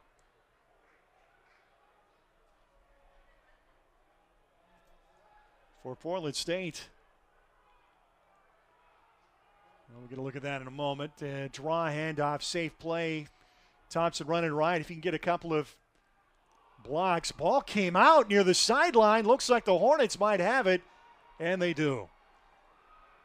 Well, another turnover for the Vikings is just more kind of the give-up play, just try to wedge out some yards to get a little bit of field position. Swarm tackle on the play, and I think the ball just came out the last second near the Sacramento State sideline. A little sprint draw, kicks it out to the right side. Wasn't going to be able to pick up the first down, but trying to get the extra yard, and the ball just poked away. It looked like it might be a forced fumble and recovery for Micah Mosley, backup outside linebacker. A couple of guys converged at the same time. Looked like Mosley was the one who poked it free and then fell on it. So a big play for the Sacramento State defense, giving them the ball at the Viking 45-yard line. Seems like they've been on the verge of pulling away in this game, but the Vikings D has kept them in it. Williams, a play fake. Nobody opening up downfield. He'll tuck and run. And Walker pushes him out of bounds at the 41-yard line. He gives 4 yards on the scramble. He's flushed out of the pocket. The Vikings a little bit of containment on the strong side of the field, able to turn the corner, get upfield, but actually closed pretty quickly, so only allowed the 3 yards on the carry to the outside. 6 penalties, 50 yards on Portland State in this game. Just 3 for 20, 1 week after a season-low 3 penalties, 15 yards on Sacramento State in their win at Cheney last week. And the $10,000 that Brennan Marion had to pay to the conference might have been well spent. Hammond gobbled up near the line of scrimmage, just a yard, tripped up by Walker. Yeah, couldn't get any momentum going upfield. Just Walker right near the line of scrimmage, comes up, makes the tackle. Maybe got a yard at best, so nice job right at the line of scrimmage of Walker coming up and making the play. Brendan Marion, the first-year head coach at Sacramento State. Called the plays at UNLV the last 2 years. Rebels went 19-8 and qualified for a pair of bowl games. Running right, and flag comes in at the end of the run as Hammond is ripped down near the line of scrimmage, well short of the first down, but what's the penalty? Yeah, Roberts came up right at the line of scrimmage and just threw down Hammond. Again, a very conservative play call on 3rd down and about 6. Well, this time it's the Hornets that are going to be guilty of holding, it appears. Well, interesting if you're the Vikings. You take this and put them in 3rd and 10, or you decline it, put them 4th and 6. But if you decline it, then obviously they might go for it here. So they will decline it. See what Sacramento State does here. Then now they might go for it in the spot. No gain on the play. Offense stays on the field for the Hornets. Yeah, there's the danger of declining that penalty.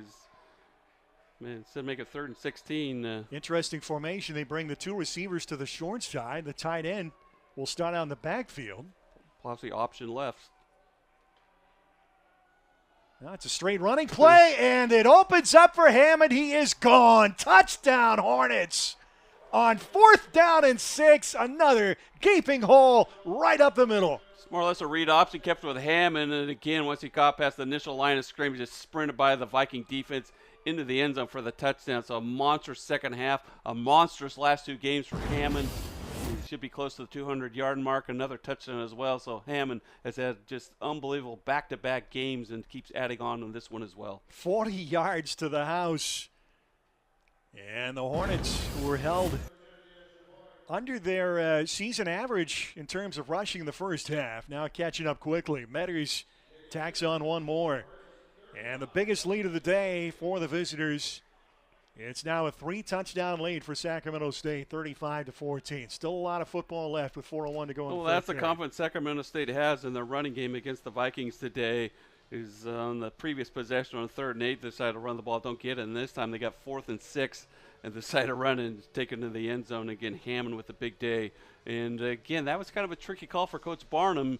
Do you take the penalty and march them back and put them 3rd and 16, a passing attack? They hit a few big plays today, but your percentage of possibly getting the stop there are pretty high. So they decided to decline it, and then Sacramento State goes for it, puts up the touchdown. So, again, that was kind of a tricky call for the Vikings and eventually backfired on them. Well, interesting about Coach Marion. Before he led UNLV's offense with a strong rushing attack, he was primarily a receivers and quarterback coach. Came to UNLV from Texas, where he was the passing game coordinator and wide receivers coach. for the Longhorns.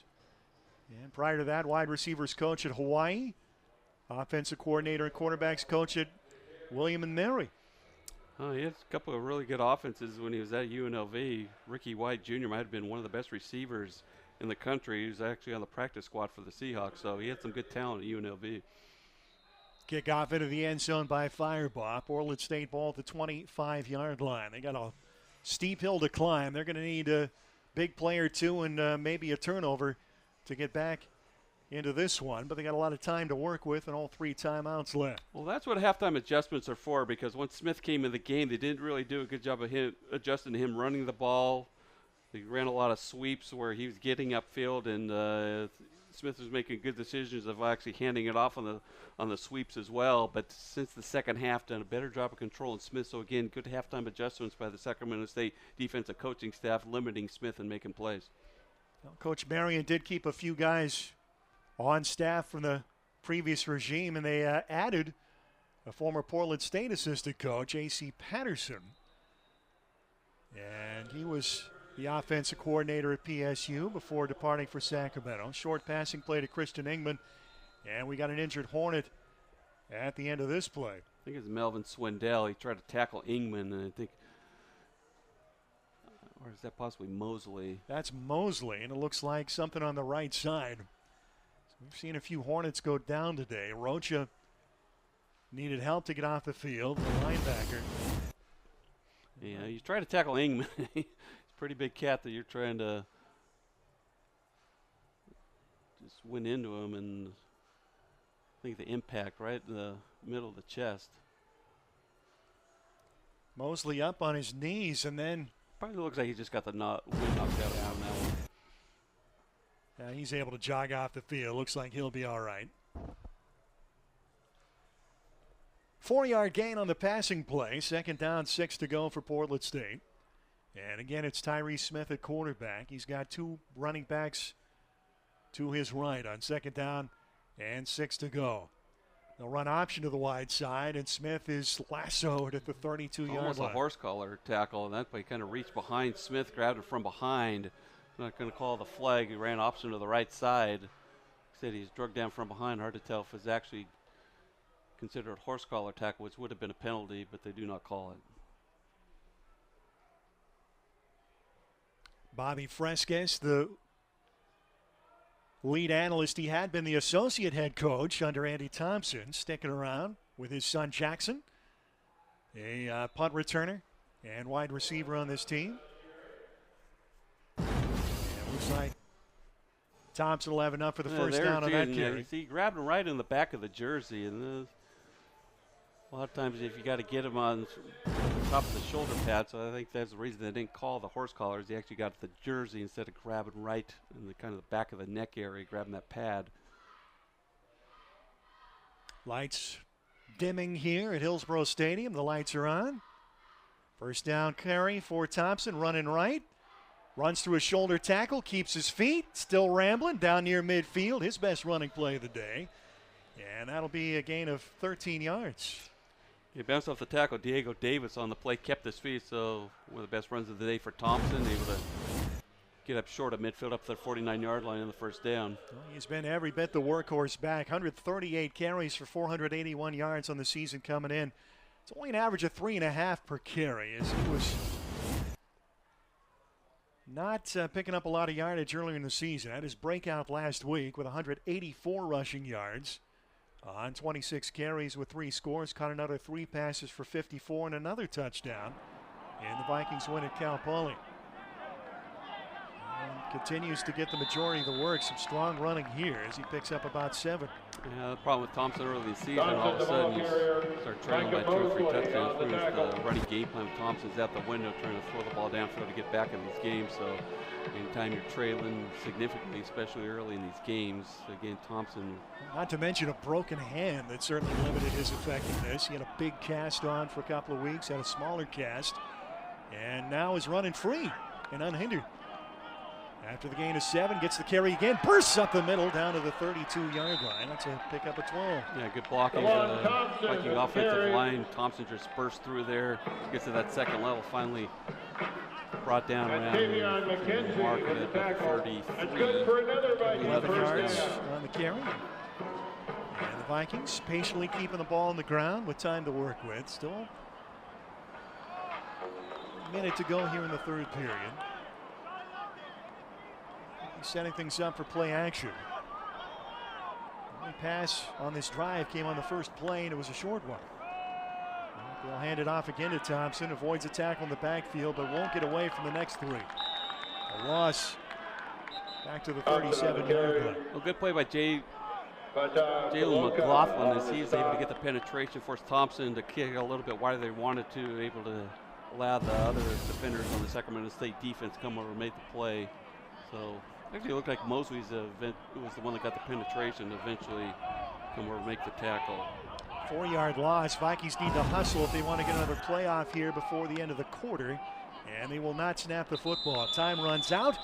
3 quarters in the books. Vikings on the march, but facing second down at 14 when we resume play in the fourth period. It's Sacramento State 35, Portland State 14. Next game at Providence Park. Join us November 15th.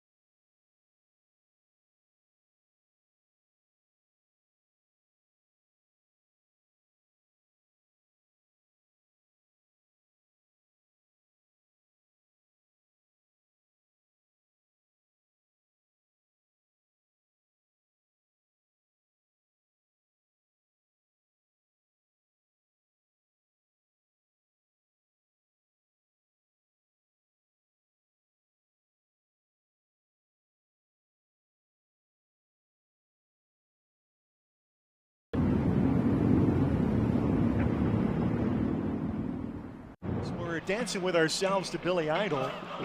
This is Sacramento State all during the quarter break. Somebody out there with a big speaker. I don't know what they're listening to, but the whole team doing a dance routine.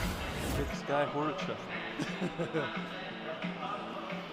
Sac State up to 371 yards of offense, 239 yards on the ground, led by Rodney Hammond, the juniors, 170 rushing yards.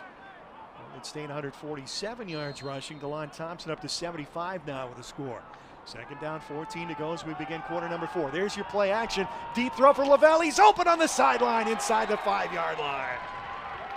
A little play action, deep fade, and able to beat Ricky Lee III as Lavelle able to make the over-the-shoulder catch right at the 5-yard line. First and goal for the Vikings. Another big play for Lavelle. It's the second time that a deep ball to Derek Lavelle has set the Vikings up inside the Sacramento State 5-yard line. They'll actually spot the ball right at the 5. A gain of 32 yards. And he's over 100 for the day. Hand off to Thompson, and he is sandwiched behind the line of scrimmage. Big, sincere Massey, the 6'5", 342-pound junior from Fort Worth, Texas, came up and made this stick right near the line of scrimmage.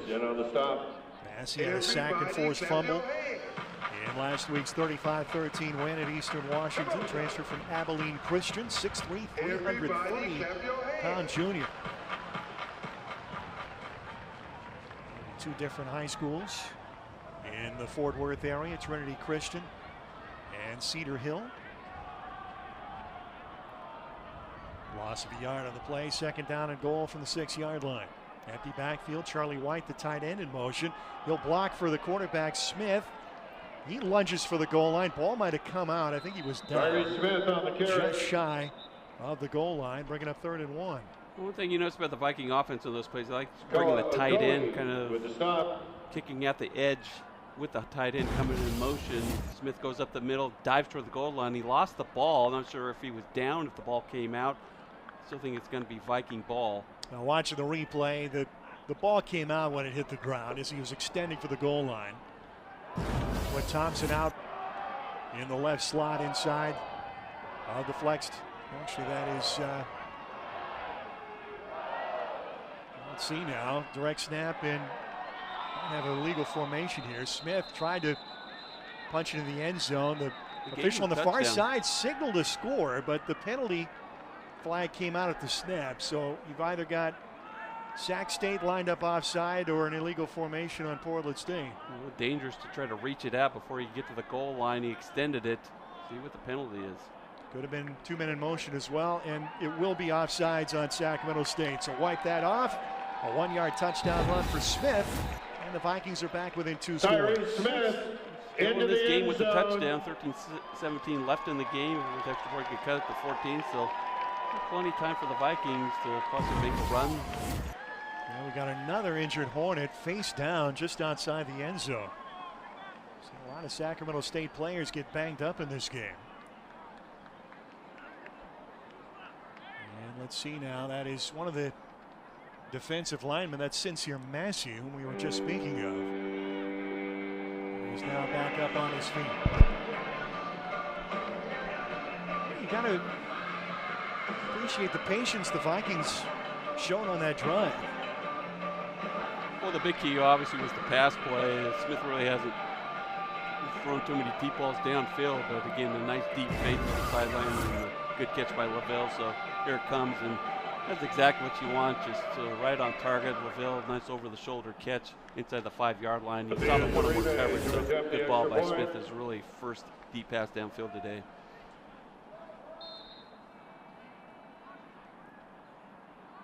Ray Mays missed just 1 PAT on the season, and he will not miss this one. Kick is good. So Portland State back within 2 touchdowns. Vikings 21. It's 35-21 Sacramento State. The Vikings need that defense to get back to work. We'll break away from darkening Hillsborough Stadium.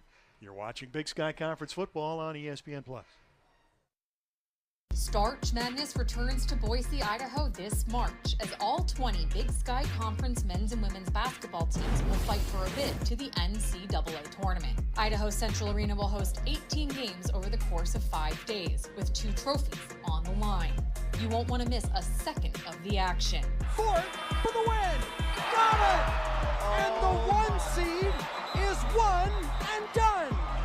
Tickets are on sale now at starchmadness.com.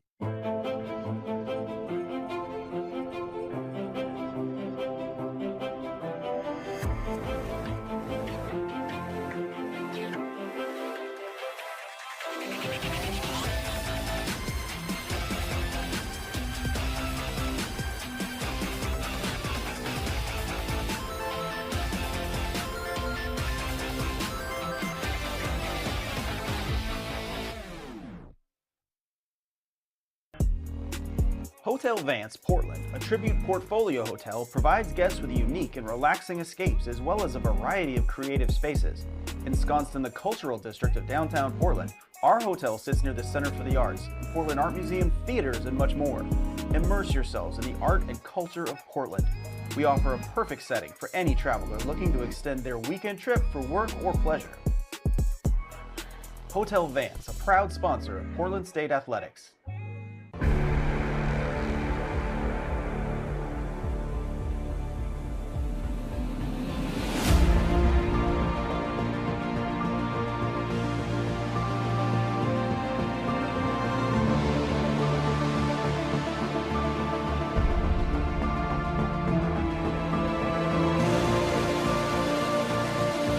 Are you ready?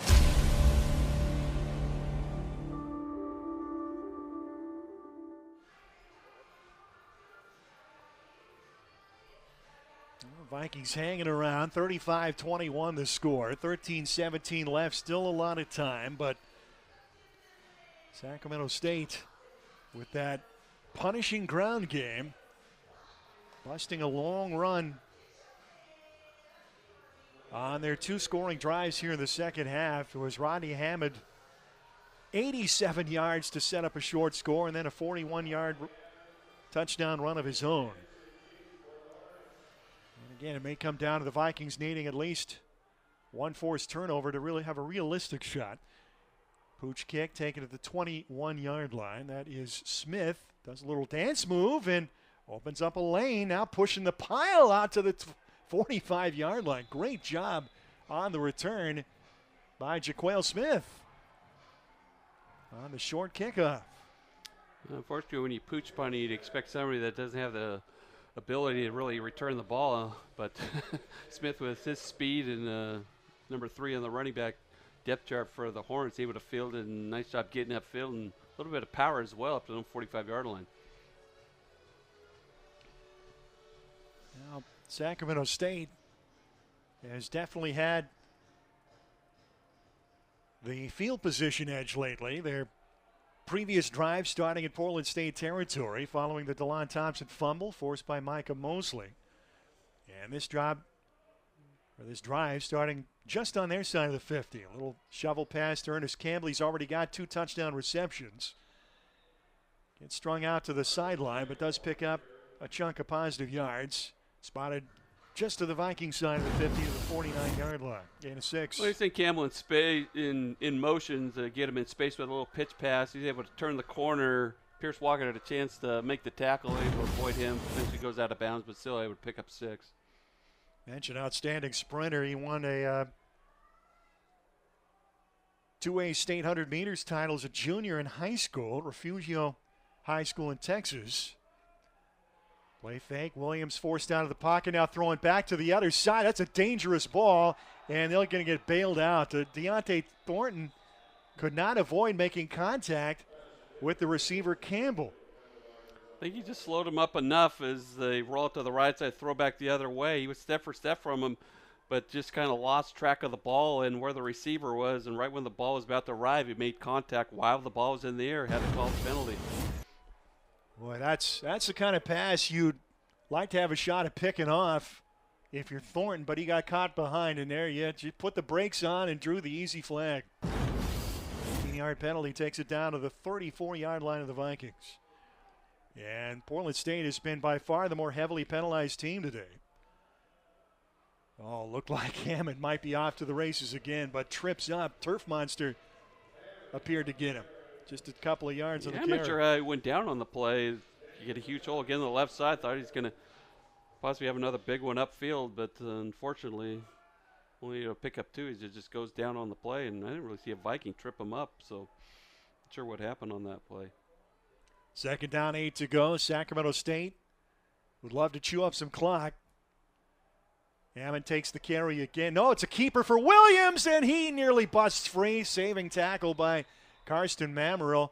First time we've called his name today. He was all over last week's win for Portland State.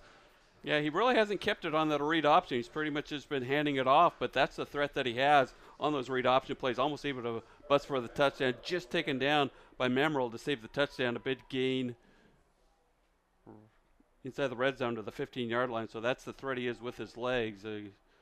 With a really good job on that read option, this time keep it himself. Mammerl just 2 games for the Vikings last year after transferring from Mount San Jacinto Community College. And has played cornerback and nickel this year. He's ascended into a starting position.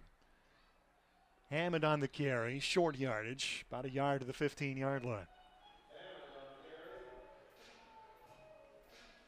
Under 11 minutes to go now. And if the Hornets can get in the end zone, they can likely put this game out of reach, barring a crazy finish.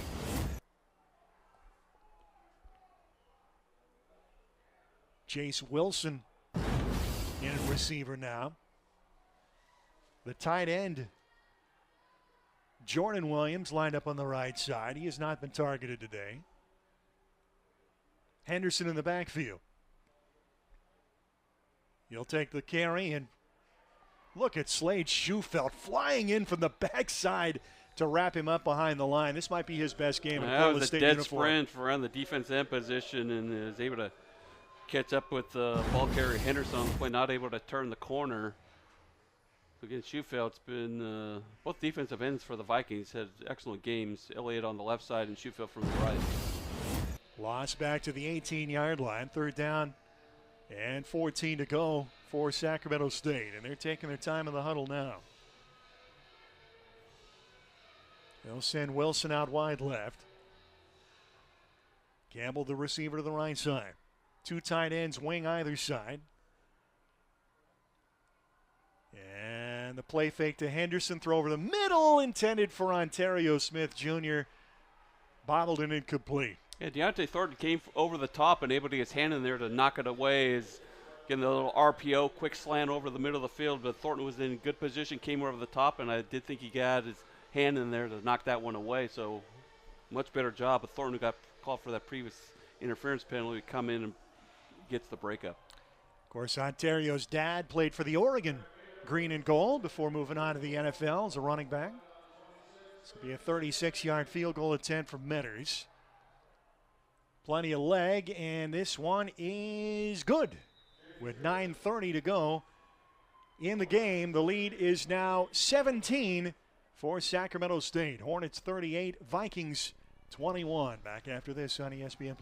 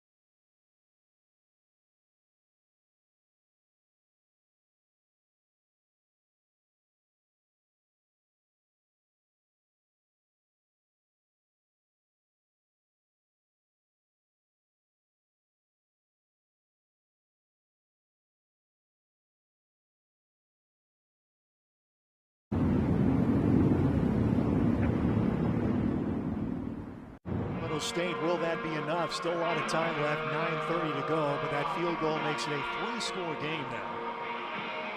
And Scott, looking toward the future, well, first let's rewind to the offseason. You had John Keawe Sagapolitelli transferred from the University of Hawaii, and if you read the preseason publications, it seemed to be a fait accompli that he'd be the starting quarterback for the Vikings, but in spring ball, no starter had been determined, and going into fall camp, still had not announced a starting quarterback. You got different starting quarterbacks each of the first 3 weeks of the season before he was awarded the starting job, but still seems to be very much an open position. Kickoff taken to the 2-yard line by Crew Newman. Another good return by the redshirt freshman, 31 yards. Crew Newman on the return. Well, that was the big question coming into fall camp, was who's going to be eventually the starting quarterback. Dante Sachore, still a career at Portland State, is obviously the #1 the last 2 or 3 years for the Vikings. And then going into the season, again, that was a big question mark. There's a whole bunch of competition going into the fall. And actually, they did start Gate down in game 1 against Tarleton State, but he hasn't seen the field since. C.J. Jordan starting week 2 at BYU, and then Keawe Sagapolitelli made his first start and was named the starting quarterback in week 3.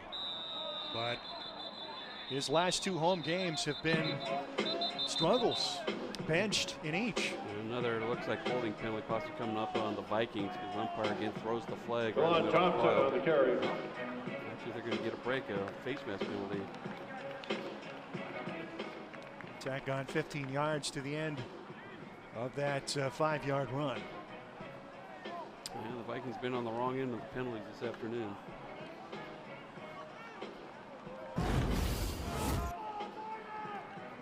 See if we can get a look at this as Thompson in the crowd, and umpire clearly had a better view. Oh, Crew Newman wiped out behind the line on the keeper by the quarterback Smith. That'll happen sometimes when you're the decoy. You'll take that shot. Late flight comes in after the tackle downfield, right where the ball carrier Smith will tackle him. Smith picked up 13 yards.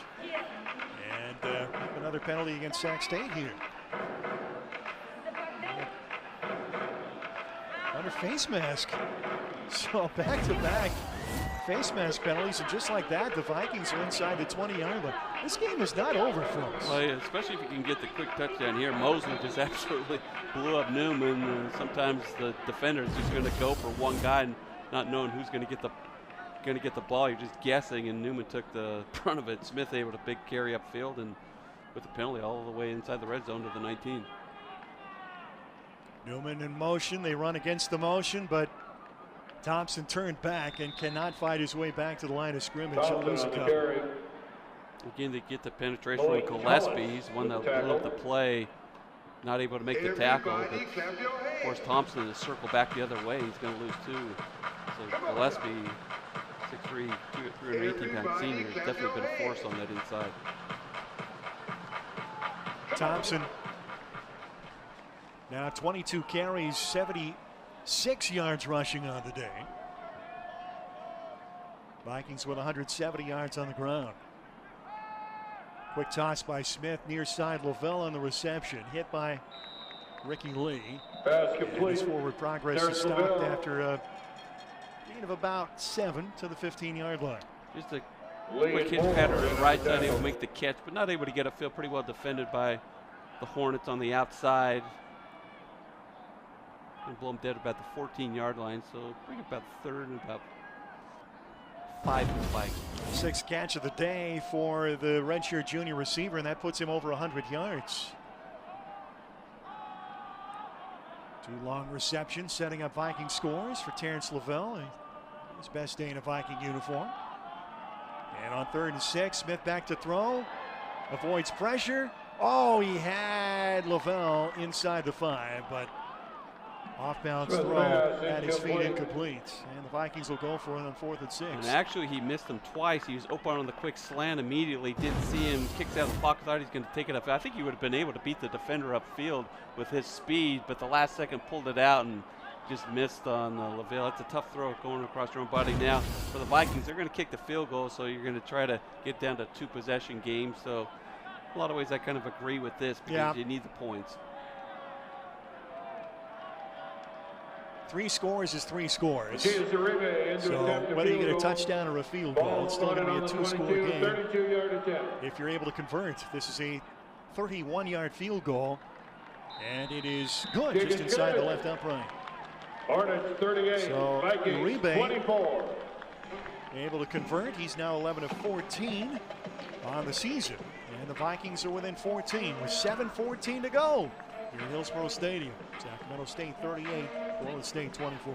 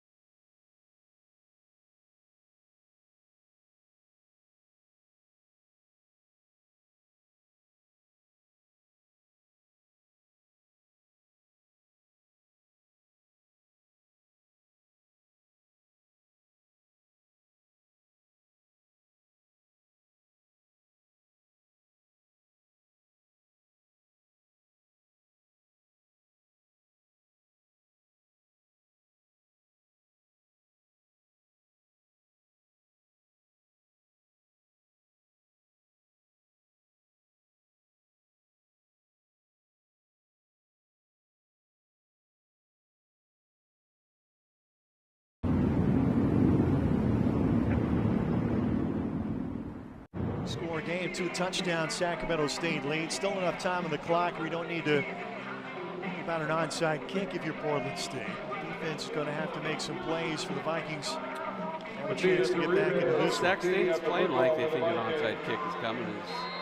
They have 8 guys 10 yards past the line of scrimmage, but I think if I can kick this one away.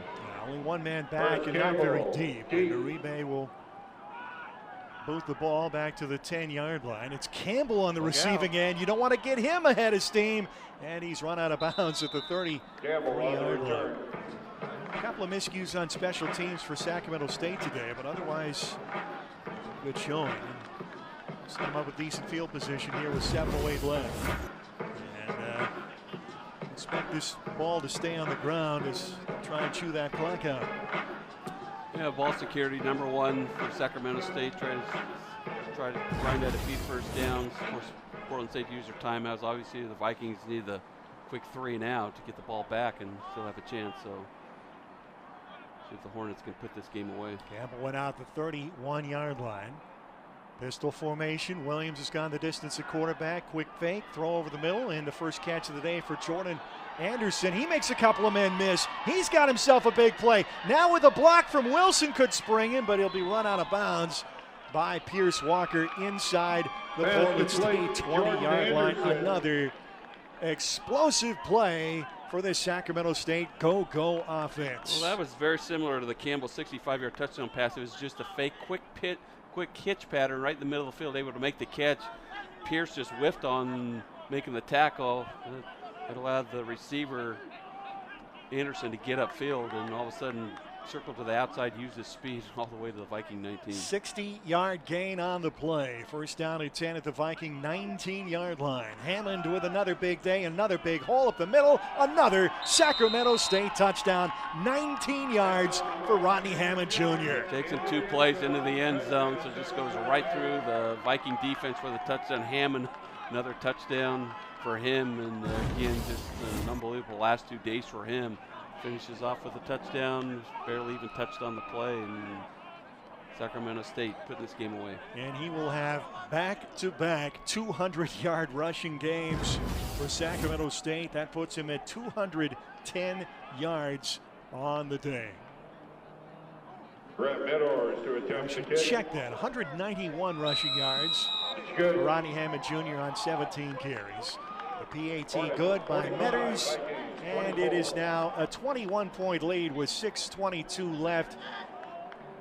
Well, the lights are on in the stadium, but the lights are off pretty much for Portland State for a win today at home. Yeah, they need this. Need the stop. You need the 3 now, and only take Sacramento State. Well, we referenced this a couple of times. Here's Brennan Marion, no longer sporting the cowboy hat headset. Look, I thought he looked pretty sharp, to be honest with you. But he got hit in the pocketbook pretty hard for comments about officiating 2 weeks ago. And really, he was responding to comments made by the school president that referred to FCS football as JV football, somewhat critical of the conference. And Marion felt like maybe the team was getting punished for these comments by the team president, and got hit hard by the conference, fined $10,000. But in the last 2 games, the penalties have dropped off dramatically. They were averaging over 8 penalties a game. Fireball teeing up the football for Sacramento State. In fact, their average on the season matched Portland State's season high in penalties and yards. But the last 2 weeks, it's been a different story. So maybe the comments actually paid off for him. I don't know if they were worth 10 grand, but it rolls out the back of the end zone. And frankly, I don't know what the school president is doing, making these kind of comments and trash talking other schools. It seems to me they'd have other things to do. Well, sometimes you just get caught up in the moment, you get a frustrating loss, and all of a sudden you say something that somebody puts a microphone in your face, you just start saying whatever comes to your mind, not even thinking about the consequences, and that's what happens. There's some interesting back and forth banter between the Montana Grizzlies and the Hornets a couple of weeks ago.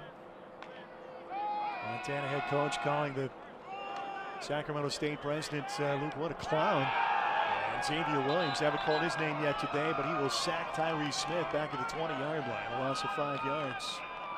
Well, Smith flushed out of the pocket, looking, and it seems like when he goes to his left, it's such a tough throw to possibly throw it across her body. Nobody open downfield, and just more or less had to take the sack near the Sacramento State 5.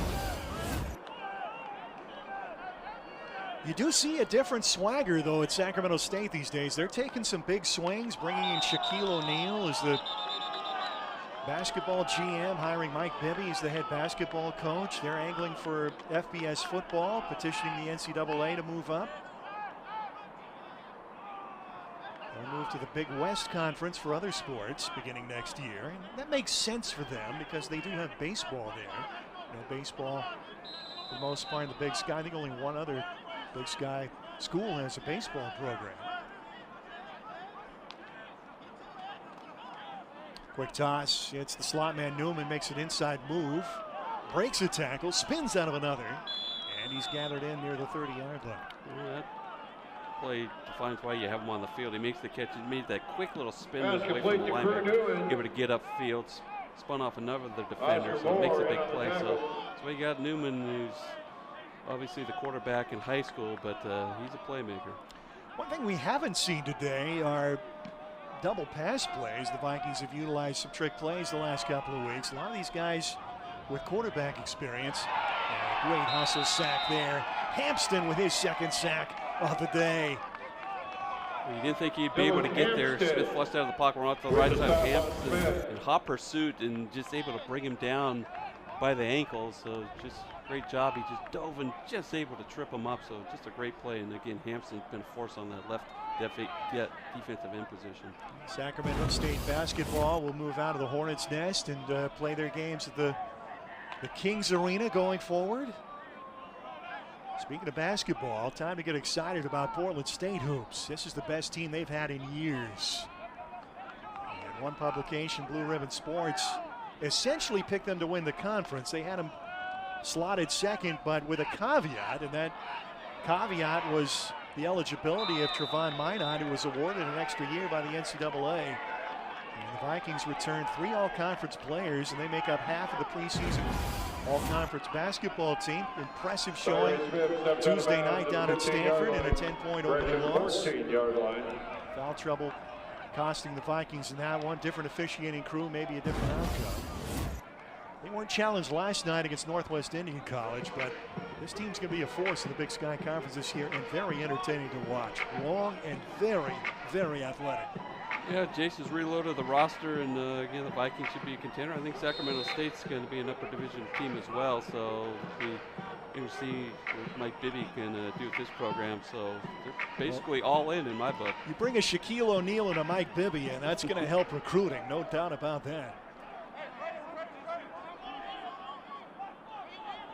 Vikings turn the ball over on downs, and this game is in the books.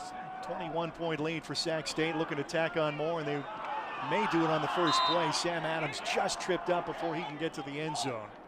Well, Helmstettler more or less saved the touchdown, but he just weaved his way through traffic. He's their number 4 back, but pretty good number 4, and almost able to get the touchdown.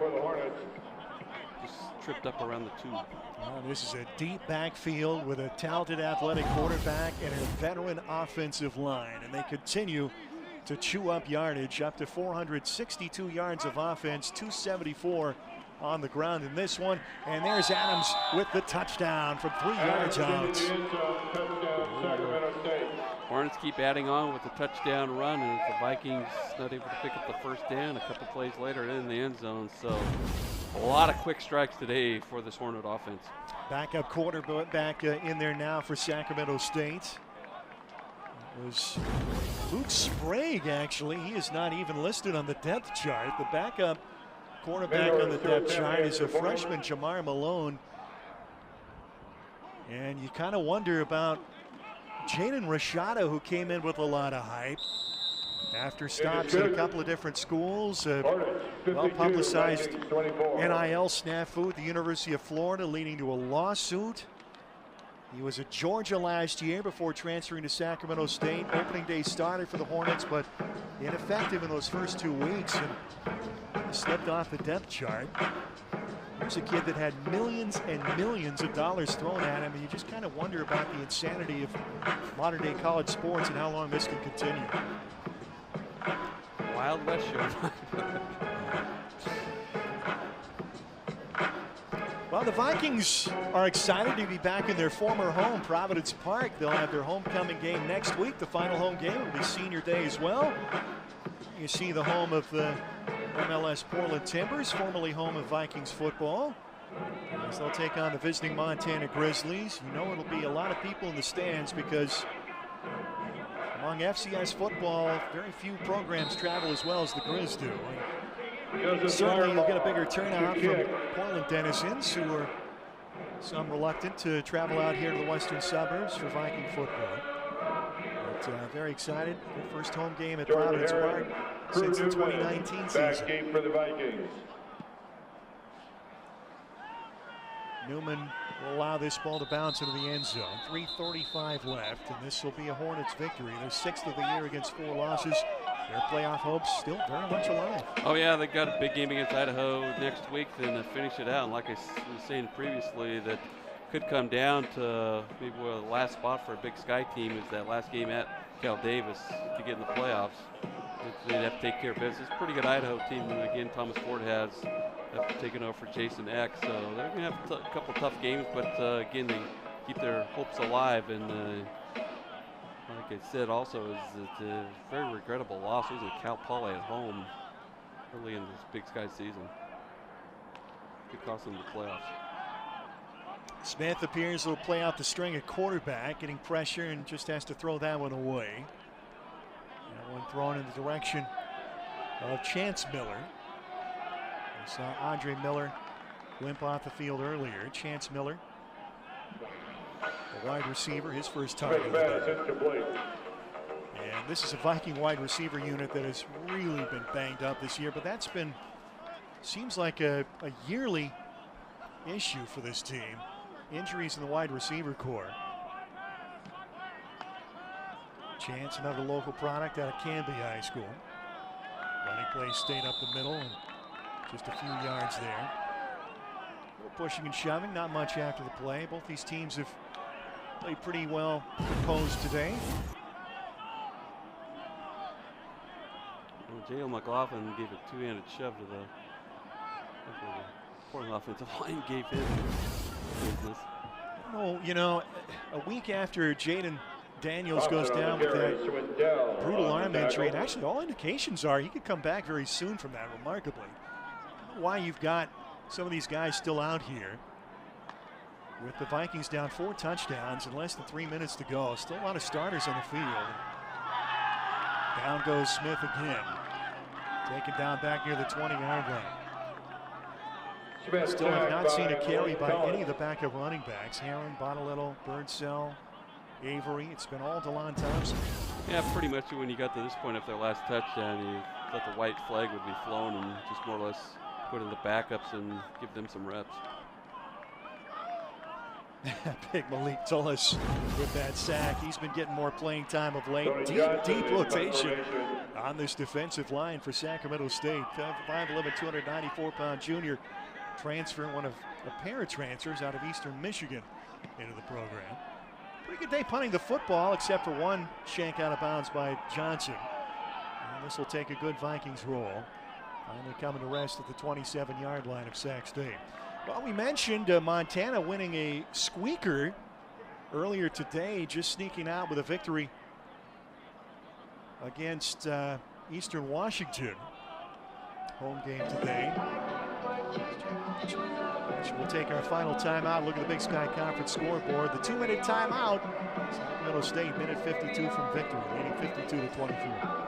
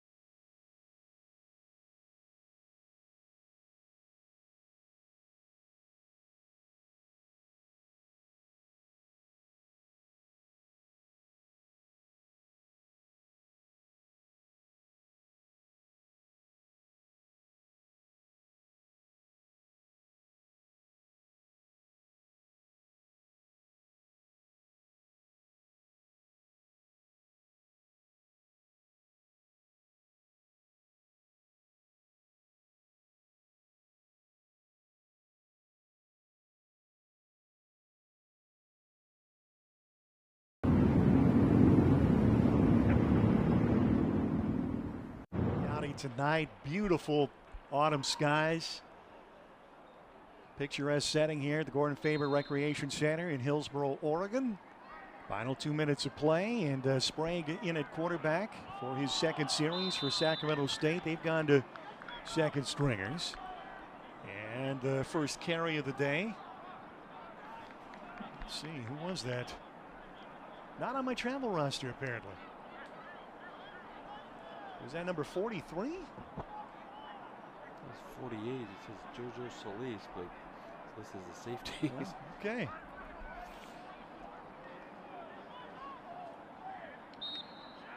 .48, JoJo Solis on the roster, listed as defensive player. And no announcement from On the the carry, PA either. Lonnie Bird on the stop. But the carry out to the 23-yard line as the final seconds tick down here. Portland State will drop to 1-9. Final home game next week against Montana at Providence Park, and then off to Northern Colorado to close out the 2025 campaign. Both these teams will end the year on the road. As the annual Causeway Classic game could be humongous for both teams. UC Davis and Sac State. Bird again with the tackle. I think, like I said, I think Montana State are pretty much locks to make the playoffs. Davis and Sacramento State right up there, so hard to know if they're going to take 3 or 4 teams, but again, that could be the last game. Well, that is Solis, so he's playing on offense. Some of the other finals today, Northern Arizona. Actually, that game in progress, 35-10 lead over Northern Colorado midway through the third. Idaho State early in the third quarter, leading Cal Poly 21-7. Montana State breezing past Weber State, 66-14 today. And then Montana with that 29-24 win over Eastern Washington. How about that finish today between Indiana and Penn State? I'm a huge Curt Cignetti fan, and they barely squeak one out over the Nittany Lions. Unbelievable touchdown, Cass, in the back of the end zone. The last seconds for Indiana to win that game. They ran 24-20, drove it down there at third down through the end zone, and the kid making an unbelievable tight road out in the back of the end zone. Thought he's possibly out of bounds, but he did get 1 foot in, and that was the clinching touchdown to stay undefeated. Hornets calling a timeout before they take the final snap on 4th down and 5. What do you do here? Do you try and run out the 9 seconds? Or are you going to give the Vikings the ball and a chance to run a play? Well, they're just going to. Now, this, you know. Just let them, don't tackle him. You're just asking for trouble here. And credit to the Vikings for not teeing off. They'll just let the final seconds tick away. Both these teams played with good sportsmanship today. And that's it. Hornets win it. 52-24 the final. And they moved to 6-4. Keep their conference record to 4-2. Vikings drop to 1-9 with 2 games remaining in the season. Vikings hung around for a while, but too many big plays for Sacramento State. Yeah, a lot of big explosion chunk plays for Sacramento State. Needed to take care of business to keep the playoff hopes alive, and they pretty much went wire to wire. The Vikings made a couple runs at them in the first half, able to cut the lead down to 21-14 at halftime, but eventually Sacramento State able to get the lead back to 2 touchdowns and pretty much just kept Portland State at arm's length. Like I said, a lot of big explosion plays. Rodney Hammond, another monstrous game, close to 200 yards, and eventually pulled away, and a comfortable win for them.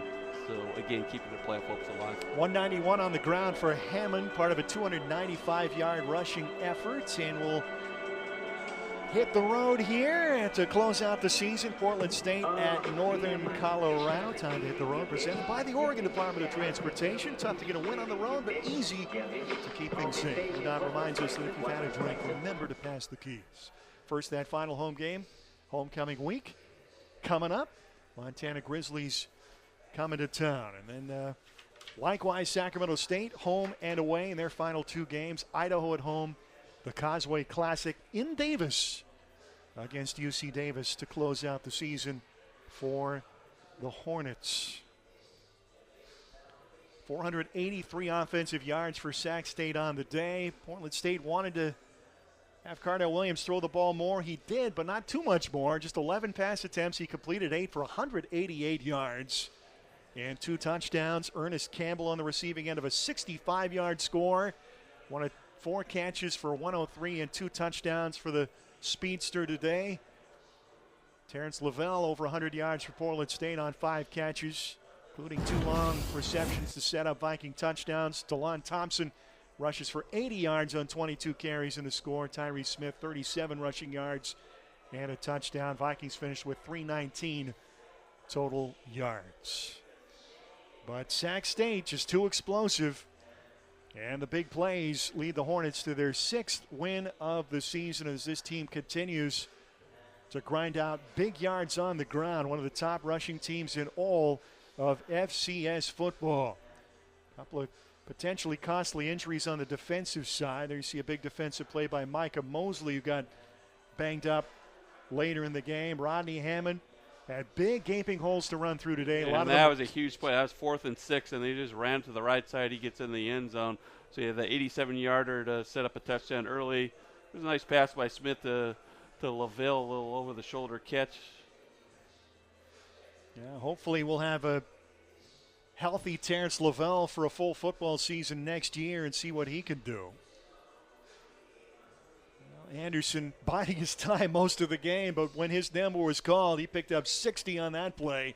Just one big play after another for the Sacramento State team. Vikings D made a lot of stops behind the line of scrimmage today, but they got gashed way too many times. Yeah, gashed too many times. Again, Hammond with the big game. Then, like you said, not a lot of completions for the quarterback Williams today, but when he did complete, and they ended up being big plays, and Ernest Campbell had a big receiving first half and just eventually just extended the lead. And again, the Vikings made enough mistakes with 3 turnovers in this game, went at them down a couple times as well. So Malik Tullis with the last of 6 sacks, now 37 on the season for the Sacramento State defense. So an impressive win for the Hornets, and they'll head home a happy unit. 52-24 your final.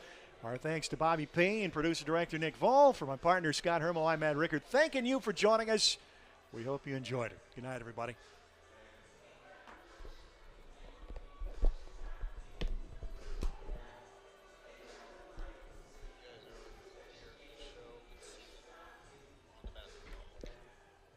Yes, on to the good stuff.